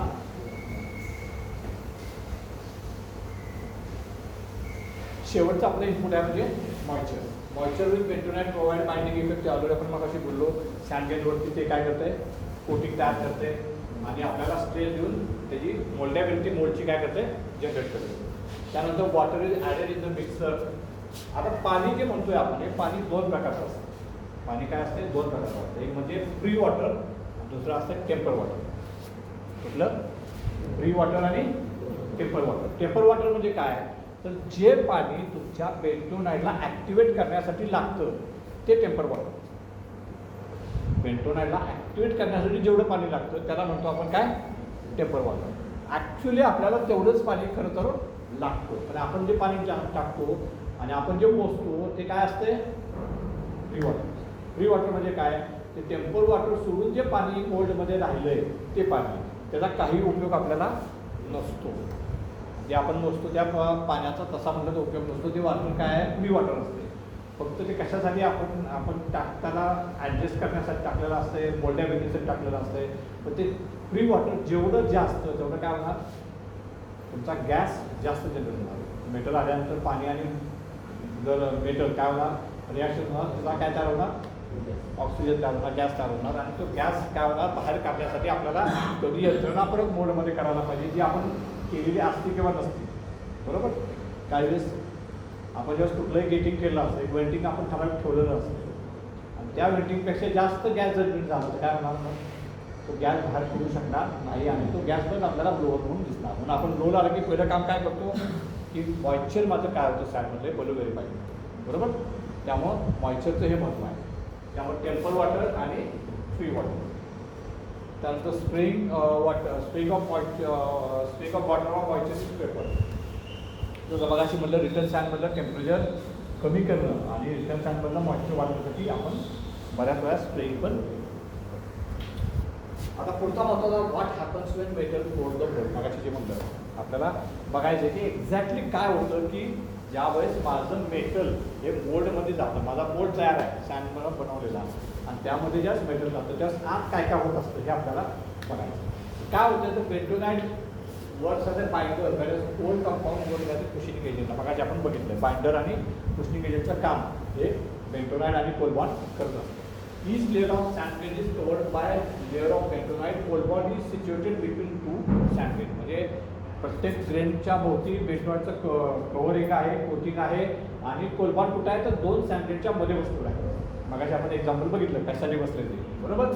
आता cold compound before pouring sand layer adjacent to metal and थोडक्यात काय की माझं पोरिंगच्या अगोदर आता माझा हा मोल्ड आहे आणि तर मोल्डचा संपूर्ण जो सँड आहे ती काय असणार आहे रूम टेम्परेचरला असणार आहे, बरोबर. पोरिंगच्या अगोदर ज्यावेळेस मी मेटल ओतणार त्यावेळेस काय होणार, मेटल ओतल्यानंतर जी कास्टिंगच्या जवळची सँड आहे ती काय होणार पहिल्यांदा गरम व्हायला सुरुवात होणार, हिटिंग व्हायला सुरुवात होणार आणि मग हळूहळू ती हीट काय होत जाणार बाहेरच्या बाजूला टुवर्ड्स बॉक्स काय होत जाणार. मग तुम्ही जर बघितलं नॉकआउट करताना तर बऱ्याच वेळा तुमच्या असं लक्षात येईल की बॉक्सची जी कडेची लेअर असते तिथे चिखल झालेला असतो. का चिखल झाला असतो तर हा गॅस किंवा ही हवा ही काय होत जाती कास्टिंगच्या पासून मोल्डच्या बॉक्सच्या दिशेनं काय होत जाती पसरत जाते आणि जिथं शेवटचा लेअर आहे तिथं काय होणार मॉइश्चर तयार होणार, बॉक्स तयार होणार आणि तिथं त्यामुळं आपल्याला काय दिसतं चिखल झालेला बरोबर. हे कशामुळे होतं तर त्यामुळे होतं की माझी जे टेम्परेचर आहे ते हळूहळू कास्टिंगपासून बाहेरच्या बाजूला वाढत जातं. आता इथं अजून एक गोष्ट खूप महत्त्वाची लक्षात घेण्यासारखी अशी आहे की आपण सँड टू मेटल रेशो आपण या विषयावरती बोललेलो नाही आहे. सँड टू मेटल रेशो हा पण खूप महत्त्वाचा असतो. सँड टू मेटल रेशो म्हणजे काय तर माझ्या किती सँडमध्ये किती किलोचं कास्टिंग मी होतो. आपण काय करतो बऱ्याच वेळा 4 कॅव्हिटी बसवतो, 6 कॅव्हिटी बसवतो, 8 कॅव्हिटी बसवतो. त्यामुळे काय होतं कडेला फक्त थोडीशी सँड जाते बाकी सगळं कास्टिंग असतं. ज्यावेळेस माझा सँड टू मेटल रेशो काय होतो कमी होतो थोडक्यात, बरोबर ना. सँड टू रेशो काय झाला कमी झाला. ज्यावेळेस ते कमी होणार त्यावेळेस काय होणार माझी जेवढी सँड आहे ती सँडची लेअर आता काय आहे मिनिमम आहे, कमी आहे. त्यामुळं माझी ती सँडची लेअर काय होणार जास्त गरम होणार, बरोबर ना. आणि ती गरम झाल्यामुळे काय होणार जेवढी माझी सँड गरम होणार तेवढं त्याचं बेंटोनाइट जळून जाणार, त्याचं माझं पाणी जळून जाणार, तेवढं माझं कोल्ड बॉन्ड जळून जाणार आणि मला तेवढं बेंटोनाइट तेवढं कोल्ड बॉन्ड तेवढी पाणी हे परत काय केलं पाहिजे मिक्सरमध्ये ॲडिशन केलं पाहिजे. क्लिअर आहे. माझी थोडक्यात माझी ती सँड जास्त जळली जाणार आणि जेवढी सँड माझी जितकी सँड माझी जास्त वेळा जळत जाईल तेवढं काय होतं ना ती सँड माझी डेडक्लेच्या स्वरूपात हळूहळू ती बाहेर पडायला की झालं माझा सँड टू व्हॉल्यूम काय आहे कमी आहे, जास्त आहे. माझं सँड कास्टिंग एवढंच आहे आणि सँड एवढी आहे. मग काय होणार फक्त कास्टिंगच्या भोवतीचा जो भाग आहे तेवढाच मला गरम होणार, बाकीचा सँडचा भाग काय होणार तेवढा गरम होणार नाही, तो ऑलमोस्ट तसाच राहणार. त्यामुळे त्याच्या प्रॉपर्टीज ज्या आहेत त्या काय होणार त्याच्या प्रॉपर्टीज माझ्या काय होणार आहे तशाच राहणार किंवा फार डिटोरेट होणार नाही. फक्त सँडच्या भोवतीच्या प्रॉपर्टीज माझ्या डिटोरेट होणार. ज्यावेळेस ही सँड माझी मोल्डिंगला येणार परत किंवा मिक्सरमध्ये जाणार त्यावेळेस काय होणार मला बेंटोनाइट कमी पाहिजे, मला पाणी कमी पाहिजे, मला कोल्ड बॉन्ड कमी पाहिजे. आता गंमत अशी होती तिथं रोल आहे PPCचा प्रोडक्शन प्लॅनिंग अँड कंट्रोलचा. बऱ्याच वेळा आपण काय करतो एकदा पॅटर्न लावलं ज्याचा सँड टू मेटल रेशो कमी आहे त्याचं बंचवेट खूप जास्त आहे असं पॅटर्न लावलं की ते आपण तासून तास 8 तास 10 तास 12 तास ते पॅटर्न करतो. आणि मग काय होतं त्यावेळेस मला पाणी पण जास्त टाकायला पाहिजे, बेंटोनाइट पण जास्त टाकायला पाहिजे, पण मला माझ्या मिक्सरला माहीत नाही ना कुठली सँड आली आहे, माहिती आहे का मला. पण मी असं करतो की 4 तास हे पॅटर्न करतोय, 4 तासात दुसरं पॅटर्न लावतोय, 3 तासानंतर तिसरं पॅटर्न लावतोय. त्यामुळे माझी सँड जी येते ती काय होत जाते वेगवेगळ्या सँड टू मेटल रेशोची सँड काय होत जाते माझी त्याचे लेअर हॉपरमध्ये काय होणार लेअर तयार होणार ना. हा एक लेअर असणार, त्या खालचा एक लेअर असणार, त्यावरचा एक लेअर असणार. प्रत्येक लेअरमधलं सँड टू मेटल रेशो काय पण तुमच्या मिक्सरला कुठली सँड आली आहे तुम्हाला माहीत नाही, तुमच्या हॉस्पिटलला माहीत नाही, तुमच्या मिक्सरला माहीत नाही. आणि मग काय होतं बऱ्याच वेळा तुम्ही म्हणता की माझं पाणी वाढायला लागलं आहे, माझी स्ट्रेंथ अचानक वाढायला लागली आहे, माझे मोल्ड तुटायला लागले. त्याचं कारण हे आहे की आपल्याला हे समजत नाही. मग ह्याच्यासाठी बऱ्याच वेळा मी काय सोल्युशन देतो की ज्यावेळेस तुमचा सॅन्ड टू मेटल रेशो कमी आहे आणि तुम्हाला वाटतं की माझी सॅन्ड जास्त जाणार आहे, अशा वेळेस त्या पर्टिक्युलर मोल्डिंग करत असतानाच त्या सॅन्डचं तुम्ही काय केलं पाहिजे, बेंटोनाइट थोडंसं ॲडिशनल टाकायला पाहिजे, थोडंसं कोलबॉन ॲडिशनल टाकायला पाहिजे, जेणेकरून तुमचा जो लॉस आहे तो लॉस कॉम्पेन्सेट होईल आणि ती सॅन्ड ज्यावेळेस माझ्याकडे परत येईल त्यावेळेस ती सॅन्ड काय असेल, रेग्युलर सॅन्डप्रमाणेच येईल. ही एक पद्धत बरेच जण वापरतात की ज्यावेळेस माझं सॅन्ड टू मेटल रेशो कमी आहे त्यावेळेस माझं addition of bentonite, addition of coalbond, addition of sand moisture तर ठराविक लेवलच्या पुढे वाढू शकत नाही. बेंटोनाइट आणि कोलबॉन हे तुम्ही थोडंसं वाढवून ठेवू शकता, जेणेकरून तुमची रिटर्न सॅन्ड ही काय होईल, युनिफॉर्म होईल. आता आपली सॅन्ड काय होती, रिटर्न सॅन्ड ही युनिफॉर्म असत नाही, की आपल्याला माहीत नसतं की एक्झॅक्टली कुठली सॅन्ड माझ्याकडे येते आणि त्यामुळे बरेचसे प्रॉब्लेम आपले चालू होतात. त्यामुळे हा एक मुद्दा लक्षात ठेवा. आपण ज्यावेळेस बेंचमार्किंग बघणारे त्यावेळेस परत आपल्याला त्यावरती बोलता येईल. So we pour the metal inside the mold. First layer of sand gets heated. Sand temperature gets increased above 110 degree and all moisture from that layer evaporates. काय होणार, पहिलं तिथलं मॉइश्चर निघून जाणार, सॅन्ड हळूहळू गरम व्हायला सुरुवात होणार. आता इथं मी उदाहरण दिलेलं आहे. हे कास्टिंग आहे आणि हे माझा सॅन्डची वॉल आहे. आणि इथनं माझी काय होणार, सॅन्ड हळूहळू गरम व्हायला लागणार, बर्नआउट व्हायला लागणार आणि ही कुठेतरी एवढी बर्नआउट होणार जिकडची सॅन्ड माझी काय होणार, कंपॅरेटिव्ह कमी बनवणार. बरोबर. जसं आपण इथं म्हणजे की याच्या गोष्टी काय, बेंटोनाइटचं लेअर आहे आणि मध्ये काय, आता पुढे काय होतंय, sand heating and sand temperature depend on the sand to metal ratio. जे आता आपण बोललो होता म्हणून तेवढ्या करता मी अगोदर हा विषय संपवला, कारण हे तो हा मुद्दा येणार होता. If sand to metal ratio means more metal is occupied in less sand temperature gets more, thus more bentonite gets burned, hence more bentonite body next turn. पुढच्या टर्नला जास्त बेंटोनाइट टाकायला पाहिजे टू गेट द सेम जीसेस. तेवढं जीसेस मिळवण्यासाठी तुम्हाला बेंटोनाइटचे addition वाढवायला पाहिजे. 480 डिग्रीला sand gate swell. मगाशी आपण काय म्हणा, फुगला. आता फुगल्यानंतर and get expand about 2% of expansion. Expansion किती होतं, 2% एक्सपान्शन होतं आहे. आणि त्यावेळेस coal compound provide the space to accumulate this sand get expansion. Coal compound काय करते, स्पेस डेव्हलप करते. कशामुळं, ते जळून जाते, तिथं व्हॉइड तयार होतो आणि त्या व्हॉइडमध्ये हे जे एक्सपान्शन आहे सॅन्ड गेटचं ते तिथे काय होते, ॲक्युम्युलेट होते. हा एक महत्त्वाचा भाग आहे कोल कंपाऊंडचा, to provide the expansion, space for the expansion. आपण मगाशी बघितलं दोन गोष्टी, एक पुशिंग इफेक्ट आणि स्पेस फॉर दी एक्सपान्शन. त्यातला स्पेस फॉर द एक्सपान्शन हे पहिल्यांदा झालं.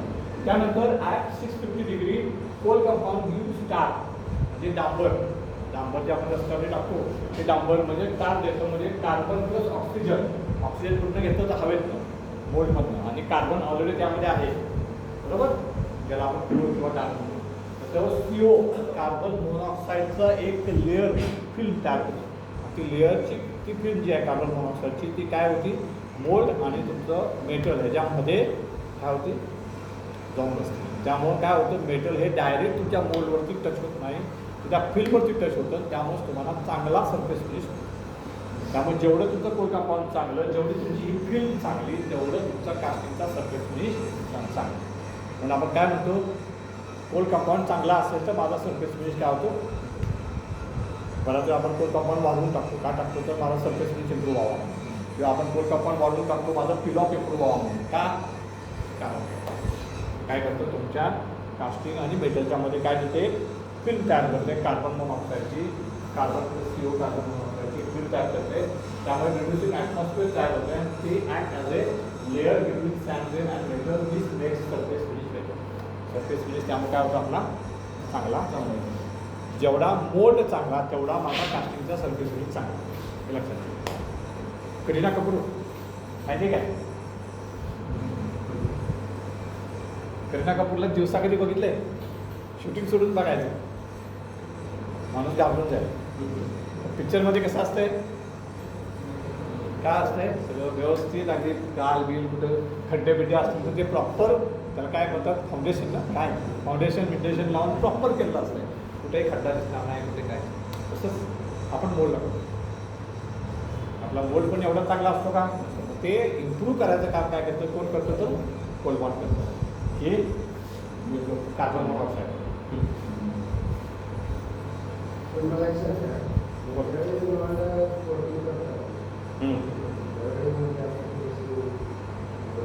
काय काय जोल्टिंग करतोय? Mould painting mould paint. हां, मोल्ड पेंट करतोय. मोल्ड कोटिंग पण एक प्रकारे लेअर असतात ज्या कास्टिंग मेटल आणि मोल्ड त्याच्यावरती फाउंडेशन जसं तुम्ही गालाला लावताय तसं तुम्ही मोल्ड लावताय, फाउंडेशन लावताय. मोल्ड पेंट लावताय म्हणजे काय, एक प्रकारे फाउंडेशन करताय. ते फाउंडेशन लावताय बाकी काय नाही. त्याच्यामध्ये जे काही वेलच्या मध्ये जे काही खड्डे आहेत किंवा त्याच्यामध्ये जे काही व्हाईट्स आहेत ते व्हाईट्स तुम्ही एका लेवलवर साफ करताय, जेणेकरून तुमचं जो फिनिश आहे कास्टिंगचा तो चांगला आहे. एवढाच भाग आहे, बाकी काय मोल्ड पेंटचा भाग नाही. पण मोल्ड पेंट करणं हे ॲडिशनल ॲक्टिव्हिटी पण तुम्हाला करायला पाहिजे, त्याची कॉस्ट आहे. पण तो मोल्ड पेंट प्रॉपरली व्हायला नाही, त्याच्यामधले पण केमिकल्स आहेत, त्याच्यामध्ये गॅस तयार होतो आहे, ते साईड इफेक्ट पण आहे. नॉर्मली ग्रीन सँडला मोल्ड पेंट करणारे खूप कमी लोक असतात. मोठे कास्टिंग असतील किंवा मोठे मोल्ड असतील तर करतात, बारक्या हेवी मोल्डला. बारक्याला नॉर्मली कोण करत नाही. पण नोबेक आणि सीओडला तुम्हाला करावं लागतं, कारण आपण मगाशी पण बोललो होतो की आपला तिथला AFS जो असतो तो काय असतो, कमी असतो. ज्या पहिल्या 3 सीओमध्ये ग्रीन सँडमध्ये आपण 5% ठेवतो, तिथं तुम्हाला तिथं कदाचित 20-25% असतं. आणि ते 20-25% असल्यामुळं तुमचं काय होतं, सँडग्रेड जे आहे ज्यावर सरफेस तुमचा मोल्डचा काय होतो, खरबडीत होतो, तो तुम्हाला तिथं भरून घेतल्याशिवाय तुमचा सरफेस पण चांगला येणार नाही. म्हणून तुम्हाला ते सीओटूमध्ये मोल्ड पेंटिंग हे कंपल्सरी करावं. पॉलिटिक्स हा एक शब्द नवीन कदाचित तुमच्या कानावर आला असेल किंवा कधी ऐकला असेल तर माहीत नाही. पॉलिटिक्स म्हणजे काय, तर एक प्रकारे डेड ग्लेसचं दुसरं नाव पॉलिटिक्स आहे. पॉलिटिक्स म्हणजे काय, तर आपला जो सँडग्रेन आहे तो जळून गेला तर प्रत्येक वेळेस काय होणार, त्याच्यावरती कोटिंग तयार होणार. आता सँडग्रेन पहिल्यांदा आला, त्याच्यावरती कोटिंग झालं, तो बाहेर पडला, रिटर्न सँड म्हणून परत आला, परत त्याच्यावरती काय होणार, नवीन कोटिंग तयार होणार. परत तो हे झाला, पोर झाला, परत ती सँड आली, परत त्याच्यावरती अजून एक कोटिंग तयार. असं करत करत काय होणार, त्याच्यावरती एक एक एक एक एक कोटिंग चढत जाणार. आणि ज्या वेळेस तो ग्रेन कास्टिंगच्या जवळ येईल त्यावेळेस काय होणार, जळून जाणार, त्यातलं पेट्रोल जळून जाणार, तो ग्रेन जळून जाणार. पण कोटिंग जाणार काय, कोटिंग जळून जाणार नाही, कोटिंग तसंच राहायचं. पण ते जळलेलं आहे, जळलेलं कोटिंग आहे. मग जळलेलं कोटिंग काम करेल का, नाही का. ॲक्टिव्ह क्लेमध्ये ते जाणार नाही, ते कशात जाणार, डेड क्लेमध्ये जाणार. पण कोटिंग आहे त्याच्यावर. तर कोटिंग असल्यावर काय होणार, बेंटोनाइड आहे, कोटिंग आहे, त्यामध्ये काय करणार, पाणी ॲब्सॉर्ब करणार. जसं स्पंजेचा बॉल आहे, पाण्यात टाकला आणि आपण खाली फेकला तर काय होतं, आता पाणी बाहेर पडतं ना, तसं आहे ते पाणी काय करणार, ॲब्सॉर्ब करणार. आणि ज्यावेळेस मेटल त्याच्या कॉन्टॅक्टमध्ये येणार त्यावेळेस ते काय करणार, पाणी रिलीज करणार. ते पाणी आणि मेटल यामध्ये परत काय होणार, रिॲक्शन होणार, गॅस जनरेट होणार आणि तुम्हाला लोअरचं रिएक्शन होणार. म्हणून politics are nothing but covering of bentonite and sand grain it is hard and sintered. Sintered म्हणजे सिंटर्ड झालेलं आहे, ते तुटत नाही सहजासहजी, हार्ड आहे, सिंटर्ड आहे, shell on sand grain. As this sand to metal ratio gets. आता हे कधी होणार, ज्यावेळेस सँड टू मेटल रेशो कमी असतो त्यावेळेस काय होणार की हीट पास होण्यासाठी वाफ जास्त नाही ना तुमच्याकडे, एवढीच माझी ग्रेन आहे, सँडची ग्रेन आहे, तर काय होणार, तेवढ्यामध्येच माझी हीट पास होणार. त्यामुळं ते जेवढं टेम्परेचर माझं आहे 450-500 डिग्री जर समजा माझ्या कास्टिंगचं मेटलचं टेम्परेचर आहे, ते 500 डिग्रीच्या सँडवरती काय होणार, पोचवलं जाणार ना, गार होणार. म्हणजे 500 डिग्री जर एवढ्या सँडवरती झालं तर काय होणार, ती सँड माझी जास्त प्रमाणात जळून जाणार. आणि त्यामुळे काय होणार, माझं सँड टू मेटल रेशो जर कमी असेल तर माझी ओलिटिक्स वाढणार, डेड क्ले वाढणार. म्हणून सँड टू मेटल रेशो कमी असता कामा नाही. हा कुठेतरी मॉडरेट आपल्याला मॅच करावा लागतो. पण आपण काय करावं लागतं, आपल्याला मेटलचं येणारं मेटल, माझे नंबर ऑफ बॉक्सेस, पंच वेट, कस्टमरला दिलेलं रेट, यील्ड, हे सगळं गणित बसवण्यासाठी कुठेतरी आपल्याला काय करावं लागते, नंबर ऑफ कॅविटी बसवावं लागतात, ॲडजस्ट करावं लागते, हे सगळं करावं लागते. हा वेगळा पार्ट आहे. पण फॉर सँड तुमचा सँड टू मेटल रेशो हा जेवढा कमी किंवा मॉडरेट असेल, कमी पण म्हणणार नाही, मॉडरेट असेल तेवढा चांगला. किंवा एक ठराविक रेंज, माझा sand to metal ratio 5 to 7%, 5 to 7% आहे, 1:5, 1:7 आहे. तर तो काय होईल, तुम्हाला कन्सिस्टंट सँड पण एकदा 1:3 आहे, एकदा 1:12 आहे, एकदा परत 1:5 आहे, परत 1:12 आहे.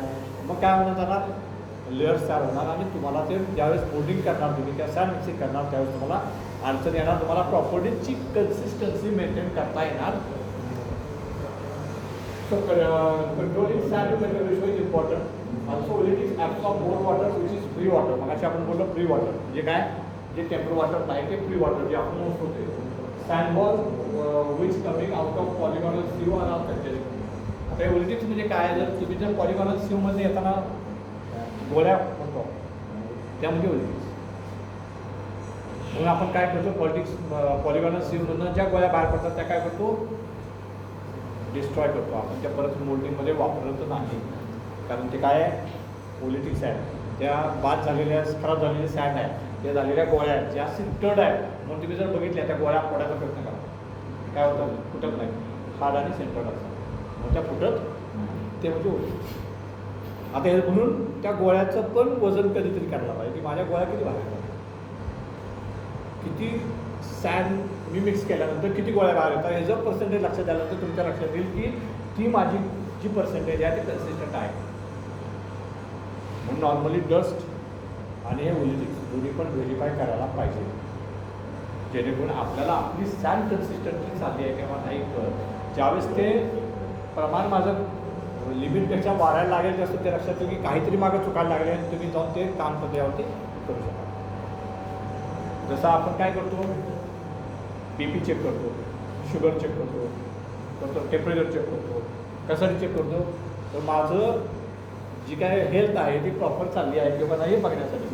त्यात आपल्याला काहीतरी प्लस मायनस दिसलं की आपण काय विचार करतो, आता आपल्याला डॉक्टरकडे जायला पाहिजे, किंवा डॉक्टरचा पहिलं ते चेक करतो. जर ते यामध्ये प्लस मायनस असेल तर मग तो पुढचं इन्व्हेस्टिगेशन करतो. मग तुम्हाला सांगतो ते ब्लड चेक करा, शुगर चेक करा, युरिन चेक करा, एक्सरे काढा, बरोबर ना. तर त्याचप्रमाणे सँडमधले volatiles आणि डस्ट आपल्याला रेग्युलरली चेक करणं गरजेचं. तर आपलं बऱ्यापैकी सगळं संपलं. आता आपण शेवटच्या मुद्द्यावरती जाणार म्हणजे benchmarking of sand plant म्हणजे काय, तर सँड प्लॅनमध्ये महत्त्वाचे काय काय घटना घडत असतात किंवा काय काय आपण बघायला पाहिजे. थोडक्यात हे सगळं जे आता आपण बघणार आहे हे झालेल्या सगळ्या गोष्टीचं रिव्हिजनच आहे एक प्रकारे. पण या सगळ्या गोष्टी ह्या एक चेकपॉईंट समजत आहे. हे चेकपॉईंट्स तुमच्या दृष्टीने आहेत की जे तुम्हाला रोजच्या रोज तुमच्या सँड प्लॅनमध्ये बघायला. सगळ्यात पहिलं म्हणजे चेकआउट प्रॉपर्टीज, हे पिलॉ. माझं स्वतःचं वैयक्तिक असं मत आहे की मोल्डिंगचा जो सुपरवायझर आहे किंवा PPCचा माणूस आहे किंवा फॉन्ड्रीमधल्या प्रत्येक माणसानं कंपनीमध्ये आल्यानंतर पहिली 5 मिनटं नॉकआउटवरती जायला पाहिजे आणि थांबायला पाहिजे. तिथं तुम्हाला कळतं की तुमच्या कास्टिंगची माती व्यवस्थित निघती किंवा नाही, पिलॉप प्रॉपर आहे किंवा नाही. पिलॉप प्रॉपर नसेल तर काय होईल, जर माझा पिलॉप कास्टिंगचा प्रॉपर नाही आहे तर काय होईल, सँड कास्टिंगबरोबर बाहेर निघून जाणार आणि माझा सँडचा हॉपर हळूहळू काय होणार, कमी होणार, रिकामा होणार आणि सँडचा हॉपर माझा रिकामा झाला. सँडचा हॉपर रिकामा झाला की होणार, आपण मगाशी बघितलं नंबर ऑफ टन्स वाढणार. नंबर ऑफ टन्स काय होणार, वाढणार. हॉपरची लेवल कमी झाली, व्हॉल्यूम कमी झाला की नंबर ऑफ टन्स वाढणार. नंबर ऑफ टन्स वाढलं की सँडचं टेम्परेचर वाढणार, सँडचं टेम्परेचर वाढलं की मॉइश्चर वाढणार, मॉइश्चर वाढलं की फ्लो वाढणार. हे सगळं गणित आपल्या डोक्यामध्ये करायला पाहिजे. आणि सँडमध्ये एवढंच आहे, बाकी काही नाही आहे लक्षात घ्या. सँड लय सोपा विषय आहे, फक्त आपण त्या दृष्टीनं त्याकडं बघायला पाहिजे. त्यामुळे पिलॉप, आता पिलॉप मोजायचा कसं हा एक खूप महत्त्वाचा प्रश्न आहे. बऱ्याच वेळा आपण काय बघतो, कास्टिंग बघतो आणि आपलं जनरल ऑब्झर्वेशन असतं की पिलॉप चांगला आहे किंवा वाईट आहे, बरोबर ना. आपण काय म्हणतो, पिलॉप चांगला, माती जास्त चिकटते का कमी चिकटते, आणि एवढ्या एका वाक्यावरती आपण ठरवतो. आणि मग आपण त्या सँड कोलबॉलवाल्याला फोन करून सांगतो की बाबा तो पिलॉप खराब झाला आहे, माती जास्त बाहेर जायला लागली आहे. तो येतो, तो बघतो, नाही म्हणतो हे नॉर्मल आहे म्हणतो, निघून जातो. असं घडतं. तुमच्या आणि त्याच्यामध्ये कॉमन फॅक्टर नसतो म्हणून हे असं करतो. मग त्याला काय केलं पाहिजे, तर त्याला एक खूप चांगलं सोल्युशन आहे, तर पिलॉप मोजायला पाहिजे. एक लक्षात घ्या, आयुष्यात कुठलीही गोष्ट जर तुम्ही मोजली तरच ती इम्प्रूव्ह करू शकता, नाही तर नाही करू शकता. उदाहरणार्थ तुम्ही जर म्हणला की मला मार्क चांगले पडले, चांगले पडलेले मार्क वाढवता येतील का, नाही वाढवता येऊ शकत. कारण चांगले म्हणजे किती, 70, 80, 60, 50, 90 काहीतरी मोजमाप असायला पाहिजे ना. मग 70 असेल तर वाढवायचे म्हणजे 75 केले पाहिजे मला. पण चांगलेला वाढू शकत नाही किंवा कमीला वाढू शकत नाही. त्यामुळं आपल्याला जर कुठली गोष्ट इम्प्रूव्ह करायची असेल तर ती मोजायला पाहिजे. त्यासाठी पिलॉपसुद्धा मोजायला पाहिजे. आता मोजायचं म्हणजे काय करायचं, तर जे तुमचा रेग्युलर प्रॉडक्ट आहे, जर तुम्ही एक दिवसाआड किंवा रोज प्रोडक्शन करताय, असा कुठलाही आयटम नॉकआउटवरनं पेटीमधनं उचलायचा आहे असा मातीसकट त्याचं वजन करायचं. त्याचं वजन करायचं आणि तो शॉर्ट वॉशिंगला लावायचा आणि शॉर्ट वॉशिंगनंतर त्याच झाडाचं परत वजन करायचं आणि दोन्हीमधला जो डिफरन्स आहे त्याचा पर्सेंटेज करायचा. जसं आपण मॉइश्चर करतो हॉट प्लेटवरती सेम प्रकार. त्यामुळे काय होतं तुम्हाला कळतं की माझी जी सॅन बाहेर पडली आहे ती किती 6% आहे, 7% आहे, 5% आहे, 4% आहे. नॉर्मली ती 5%च्या आत असायला पाहिजे बेस्ट पिलॉफ. 5 ते 7% हा ॲव्हरेज किंवा टॉलरेबल पिलॉफ आहे. 7%पेक्षा जर पिलॉफ वाढला तर तुम्हाला तो असं तुम्ही करून ठेवलं दर आठवड्याला जर तुम्ही केलं आणि ज्यावेळेस तुमच्या लक्षात की माती जास्त आहे त्यावेळेस तुम्ही त्या माणसाला बोलत तुमच्या प्रोग्राम घालून तुम्ही सांगू शकता की बाबा माझ्याकडे गेल्या पहिल्या 2 महिन्याचा डेटा आहे, हा माझा 5%, 3.5%, 4%, 4% होता, आज तो 9% आहे. ते मला नाही चाललं, मला 5% असतात. त्यावेळेस तो तुम्हाला बोलू शकणार नाही की कमी जास्त, कारण त्याच्यासमोर आता काय आहे फिगर आहे, डेटा आहे, त्याला तो चॅलेंज नाही करू शकत. त्यासमोर तुम्ही दाखवू शकता हे बघा 9% आहे. तर ते मोजायला सुरुवात करा जेणेकरून तुमच्या लक्षात येईल की माझी माती बाहेर जाणं म्हणजे काय, माझं हॉपर लेवल कमी होणं. हॉपर लेवल कमी झालं की मला नंबर ऑफ टन्स वाढणार आणि परत काय करायला लागतं ती मेंटेन करण्यासाठी तुम्हाला काय केलं पाहिजे, बाहेरनं माती आणून टाकायला पाहिजे, फ्रिसान ॲड केली पाहिजे. हे सगळं काय ॲडिशनल कॉस्ट पण आहे, एफर्ट्स पण आहेत आणि ती सॅन आहे तुमची सॅन परत मॅच होणार आहे नाही होणार माहीत नाही. जसं माणसाचं शरीरातलं रक्त कमी झालं काय करतो आपण, ब्लड पॅकेज जातो आणि रक्त जळून सगळं. जरी ग्रुप सेम असला तरी दोन्हीच्या अकाउंटमध्ये याच्यामध्ये काही फरक असणार नाही. ते किती रिॲक्टिव्ह किती सपोर्टिव्ह तुमच्या शरीराला होईल याबद्दल आपण सांगू शकत नाही. तसं बाहेरची येणारी सॅन तुमच्या सिस्टीममध्ये कशा पद्धतीनं ॲक्ट करेल तुम्ही सांगू शकत नाही. त्यामुळे शक्यतो आपली सॅन ही आपण मेंटेन करण्यासाठी पिलॉफ सपोर्ट करणं गरजेचं क्लिअर इथपर्यंत. त्यामुळे पहिलं काम काय केलं पाहिजे, आपण ड्युटीला गेल्यानंतर कास्टिंगचा पिलॉफ हा व्हेरीफाय करायला पाहिजे. तो जर व्यवस्थित आहे तर तुम्ही म्हणू शकता की मला आज सॅनवरती फार काम करायची गरज नाही आहे, मग तुम्ही बाकीच्या गोष्टीवरती फोकस करू शकता दिवसभरात. पण जर तुमच्या लक्षात आलं की पिलॉफ आज माझा खराब आहे, याचा अर्थ कुठेतरी माझ्याकडे मागं काहीतरी गडबड झालेली आहे आणि मला मागं जाऊन काम करायला पाहिजे. मग तुम्हाला पूर्ण जो फ्लो आहे सॅनचा नॉकआउटपासून ते मिक्सरपर्यंत सगळा बघायला पाहिजे की माझी कुठं चूक झाली आहे, सॅन बाहेर का पडायला लागली आहे, बरोबर ना. या सगळ्या गोष्टी तुम्हाला बघायला पाहिजे. पुढचा महत्त्वाचा भाग आहे रिटर्न सॅनचं टेम्परेचर आणि प्रॉपर्टी. रिटर्न सॅनचं टेम्परेचर आणि प्रॉपर्टीज याबद्दल आपण मगाशी बोललो. रिटर्न सॅनचं टेम्परेचर हे काय पाहिजे, कमी पाहिजे आणि त्या प्रॉपर्टीजमध्ये काय असायला पाहिजे, मॉइश्चरचं पर्सेंटेज 1.5% ते 2% असायला.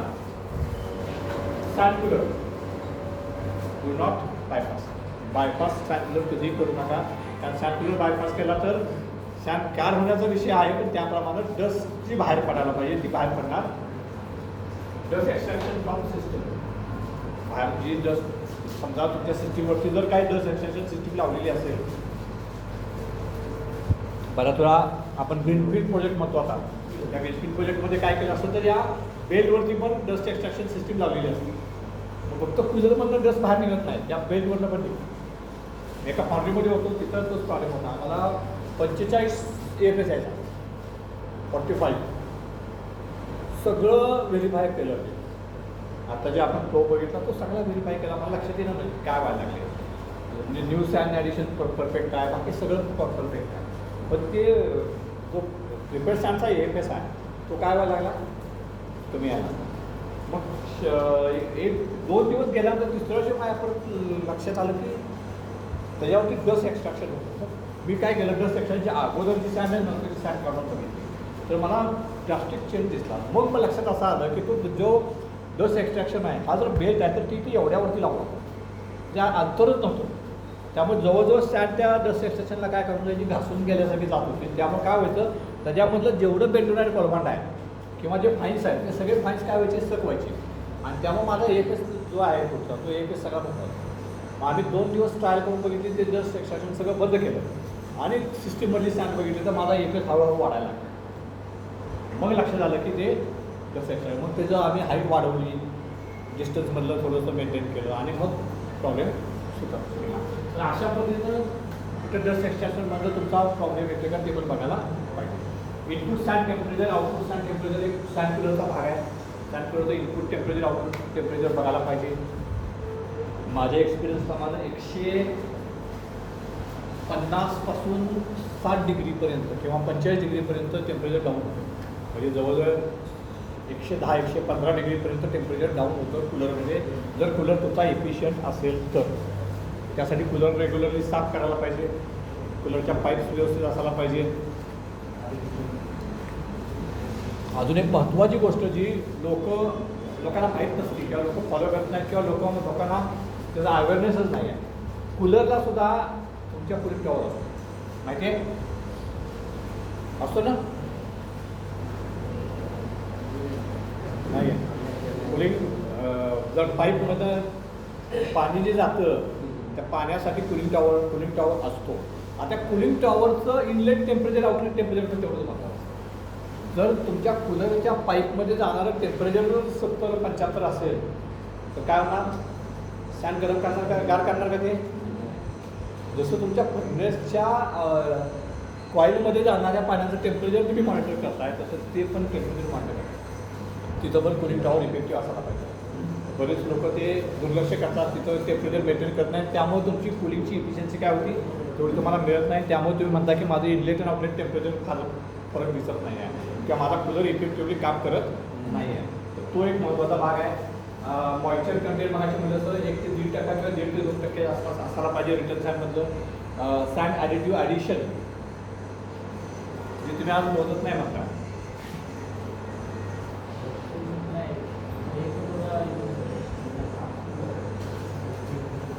नाही म्हणला की मग अशी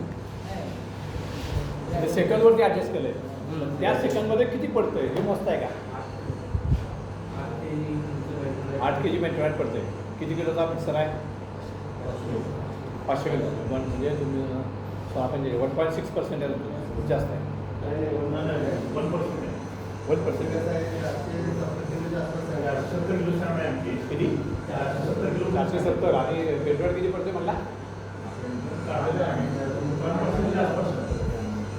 तर ते पण मोजायला पाहिजे. बेंचमार्क किती पडते, कोलमार्क किती पडते, दिवसातनं एकदा मोजायला पाहिजे. कारण ते बऱ्याच वेळा आपण स्क्रू कन्व्हेअरवरती किंवा टायमरवरती ॲडजस्ट करत असते आणि इलेक्ट्रॉनिक्स वस्तू असल्यामुळं तिथे कदाचित मिसफायरिंग होण्याची शक्यता असते. बऱ्याच वेळा माझा एकदा अनुभव सांगतो की एका कंपनीमध्ये असं झालं होतं की पेट्रोलाईट नॉर्मली त्यांना लागायचं रोजचं 3 टन आणि 2 दिवस झाले 4.5 टन 5 टन पेट्रोल लागायला लागलं. त्या स्टोअरच्या माणसांना लक्षात दिला त्याचा तो मिनिमम स्टॉक लेवल वगैरे त्यांना मेंटेन केली होती, ती संपली सगळी. तो माझ्याकडे आला त्या दिवशी की बाबा असं असं व्हायला लागलं, काय झालं असेल. मी तिथे कन्सल्टिंगला जातो तर मला तर फोन आला की असं असं झालं आहे साहेब आणि काय मला प्रोडक्शन वाढलं असेल तर व्हेरीफाय कर. म्हणला नाही मला प्रोडक्शन बाकीचे एलिमेंटचं किंवा बाकी ऑलायचं सेमच जायला लागले. मग मी प्रोडक्शनवाल्याला फोन केला तर म्हणला नाही प्रोडक्शन वाढलं, सेमच प्रोडक्शन आहे. मग माझ्या डोक्यात शंका आली की काहीतरी गोंधळ आहे. मग मी त्याला सांगितलं की बेटवाड चेक कर. त्याचं बघितलं तर ते जे 500 पडायला पाहिजे होतं 1.1%, ते जवळजवळ त्याचं प्रोडक्ट होतं 10.5 किलो.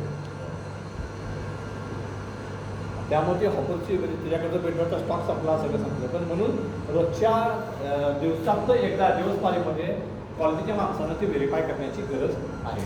त्यामुळे sand additive addition rate optimise म्हणजे तो व्हेरीफाय करायला पाहिजे आणि ऑप्टिमाइज पण करायला पाहिजे. जेवढं तुमचं पेट्रोलचं कन्झम्पशन आणि कोलबारचं कन्झम्पशन कमी, लेस इज बेस्ट आपण स्लोगन बघितलं होता, तेवढं चांगलं. 1% आहे मग काय चांगली गोष्ट. मिक्सर कंडिशन आणि मेंटेनन्स हा पण खूप महत्त्वाचा भाग आहे. मिक्सरची कंडिशन जेवढी चांगली तेवढं काय होणार, तुमचं मिक्सिंग चांगलं होणार. मिक्सिंगची कंडिशन म्हणजे काय, तर बॉटम चांगला पाहिजे, ब्लेडचा गॅप प्रॉपर पाहिजे, बीटरच्या ह्याच्यामधला गॅप प्रॉपर पाहिजे. ह्या सगळ्या गोष्टी जर प्रॉपर असतील तर काय होणार आहे, तुमचं मिक्सरची इफिशियन्सी वाढणार आहे आणि त्यामुळं मिक्सरचा मेंटेनन्स पण कमी होणार आहे आणि तुमची सँडची क्वालिटी पण इम्प्रूव्ह. त्यामुळे ब्लेडचा गॅप आहे, स्टेपर आहे, मिक्सर क्लिनिंग दिवसातून एकदा करायला पाहिजे. पण बऱ्याच वेळा ते पॉसिबल होत नाही. पण ॲटलिस्ट आठवड्यातनं एकदा तरी व्हायला पाहिजे. खरं तर दिवसातनं एकदा करायला पाहिजे. पण बऱ्याच वेळा रनिंग प्रोडक्शनमध्ये ते अवघड होतं. 2 शिफ्टच्या मधला वेळ कमी असतो आणि मी म्हणजे थोडीशी डिस्क पण असते, कारण चालू प्रोडक्शनमध्ये मिक्सर क्लीन करायचा म्हणजे माणसाला उतरायला पाहिजे आणि गडबडीमध्ये जर तुम्ही चालू केला काय केला तर ती खूप मोठी रिस्क असते. त्यामुळं मी नॉर्मली आजकाल असं म्हणतो की तुम्ही आठवड्यातून एकदा तरी व्यवस्थित करा. म्हणजे रोजचं नाही केलं तर चालत, पण आठवड्यात एकदा प्रॉपर व्यवस्थित करा. ब्लेडचा गॅप चेक करा, मीटर चेक करा, खालची बॉटमची प्लेट किती झिजली आहे काय आहे ते पण बघा. युटिलायझेशन ऑफ मिक्सर म्हणजे माझा जर 500 किलोचा मिक्सर असेल तर कमीत कमी 450 ते 460 किलो सँड ही मळली गेलीच पाहिजे. 450 ते 460 किलो सँड ही मळली गेलेलीच पाहिजे. ती जर 300 किलो मळत असाल, 250 किलो मळत असाल, बरेच जण आहेत तसे महाभाग 500 किलोच्या मिक्सरमधून 250 किलो सँड काढतात. काय म्हणा, तुमचा बीटर इथं आहे, तुमची सँड इथं असेल तर त्या बीटरचं कामच होणार नाही ना, कामच होणार नाही. मिक्सिंग होणं का प्रॉपर लागणार, प्लस इलेक्ट्रिसिटी वाया गेली, माझी कपॅसिटी वाया गेली. 2 मित्रांना जायचं आहे, दोघांनी वेगवेगळ्या गाड्या घेतल्या तर चालेल काय, एकाच ठिकाणी जायचं आहे, काय करणार पाहिजे. हो ते पण माहिती आठवड्यातनं एकदा व्हेरीफाय करायला पाहिजे. घट्ट होतं ते तुम्हाला ते कोकून ते प्रॉपर तुम्हाला सिस्टीम करायला लागते, चेक करायला पाहिजे. तेच हा मुद्दा जो होता ना माझ्या आणि तुम्ही बेंटोनाइट, कोलमॉन आणि सॅड पण आठवड्यात एकदा म्हणतो. ते किती पडते याच्यावरनं 90% म्हणतं ना, ते 90% म्हणतं की एकदा तुम्ही व्हेरीफाय करायला पाहिजे. कारण त्यात ते सुद्धा कसं असतं, तुमचा टायमिंगवरती ठरलेलं असतं. ते टायमर जर तुमचा प्लस मायनस झाला, PLC-वरला काहीतरी वेगळं असेल तर ते चुकू शकतं.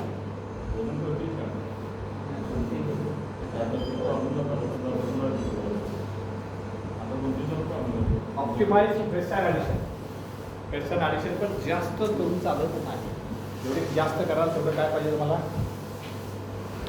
जेवढे जास्त कराल तेवढं परत कोलवॉल, बेंटोनाइट, पाणी सगळं टाकायला पाहिजे, बरोबर. त्यामुळं तिचं पण ऑप्टिमायझेशन करणं गरजेचं. Core influx added in the system. Core किती आत जातात हे पण तेवढंच महत्त्वाचं. कोर जेवढ्यात जास्त जाणार तेवढं कोरचं काय होणार, परत सँड होऊन ती परत तुमची दिवसांड म्हणून ॲड होणार. म्हणजे थोडक्यात ही सँड वाढल्यासारखीच आहे ते सँड. त्यामुळे कोर इन्फ्लक्स किती जातो हे पण तुमचा कंट्रोल असला पाहिजे. त्यात परत बीचा रोल आहे. Code item, non code item हे अल्टरनेटली द्यायला पाहिजे.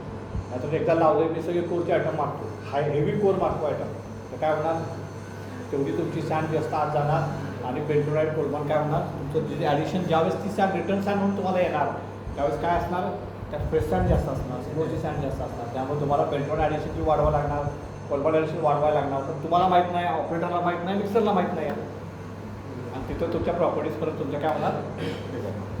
त्यामुळं तुमची रिटर्न सँड हा खूप महत्त्वाचा मुद्दा आहे. त्यामुळे रिटर्न सँडचं चेकिंग पण पाहिजे. रिटर्न सँड ही दिवसातनं नाही, आपण ॲक्टिव्हली डेटचे दिवसातनं एकदा चेक करतो, तशी रिटर्न सँड ॲटलीस्ट आठवड्यातनं 2 वेळा तरी चेक करायला पाहिजे की त्यामध्ये माझा ॲक्टिव्हली किती आहे, डेटली किती आहे, LY किती आहे, किती आहे, ज्यातून करून तुम्हाला समजेल की माझी रिटर्न सँडची कन्सिस्टन्सी राहिली आहे किंवा नाही.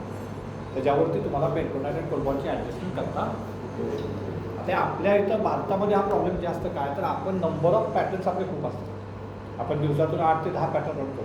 परदेशामध्ये तसं नसतं. परदेशामध्ये एकदा पॅटर्न लावला की 2-2, 3-3 दिवस सेम पॅटर्न रन करतो. एकदा पॅटर्न लावला की 3 दिवस काढलं नाही. त्यामुळं तेच सांगतो, आपले 9-10 तरी पॅटर्न होतात. तिथं 2-2, 3-3 दिवस काढत नाही. त्यामुळे जी येणारी रिटर्न सँड आहे ती काय आहे, कन्सिस्टंट आहे. त्यामुळे ॲटोमॅटिकली प्रॉपर्टीज पण मेंटेन करणं त्यांना सोपं लागतं. शिवाय तिथली सँडची जी साईज आहे ती अँग्युलर आहे. अँग्युलर असल्यामुळं त्याच्यावरती कोटिंग किंवा त्याचं एक्सपान्शन किंवा रिट्रॅक्टिव्हनेस या सगळ्या गोष्टी इम्प्रूव्ह होतात. आपल्याकडची जी साईज आहे, आपल्या इथं जी सँड अवेलेबल आहे ती जी साईज आहे ती सब अँग्युलर आहे. अँग्युलर नाही आहे फक्त अशी काहीतरी आहे किंवा अशी आहे. त्यामुळे काय होतं, त्याचा आपल्याला परफेक्ट तेवढं कोटिंग किंवा तेवढं चांगल्या पद्धतीनं होत नाही. त्याचा पण कुठेतरी आपल्या सरफेस फिनिशवरती किंवा सँड प्रॉपर्टीवरती इफेक्ट होतो. त्यामुळे परदेश इव्हन आता लोक त्यामुळे इम्पोर्ट करतात सँड. बरेच लोक आता काय करायला लागले, सरफेस फिनिश चांगला यावा म्हणून लोक परदेशातून सँड इम्पोर्ट करून वापरायला लागले. अशी पण बऱ्याच ठिकाणी तुम्हाला आता बघायला मिळायला लागली. सँड टू मेटल रेशोवरती आपण मागाशी बोललो, नंबर ऑफ टर्न्स पर डेवरती बोललो. ते पण काय व्हायला पाहिजे, ऑप्टिमाइज व्हायला पाहिजे, कमीत कमी टर्न्स व्हायला पाहिजे. जेवढे टर्न्स कमी तेवढं तुमची सँड चांगली राहणार. टोटल सँड व्हॉल्यूम सिस्टमवरती बोललो, 75 ते 80% तुमचा टोटल सँड व्हॉल्यूम असायला पाहिजे.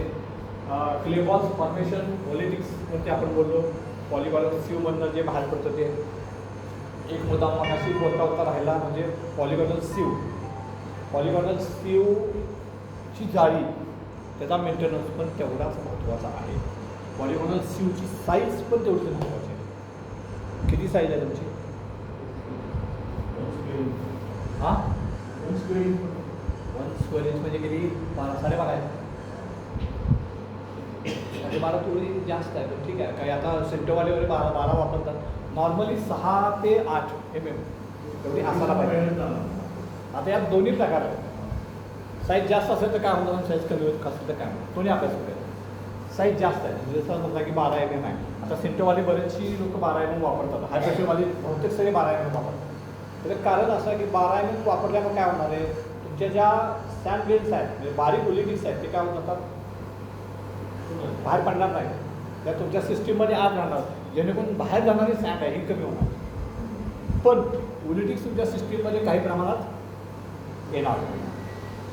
ह्याचा एक ॲडव्हान्टेज असा आहे की तुमची जाळी मोठी असल्यामुळं आणि बऱ्यापैकी ओलिटिक्सचे हे बाहेर जात असल्यामुळं मधलं जे मेश साईज असेल ती मोठी असल्यामुळं तिथं जॅमिंग होत नाही.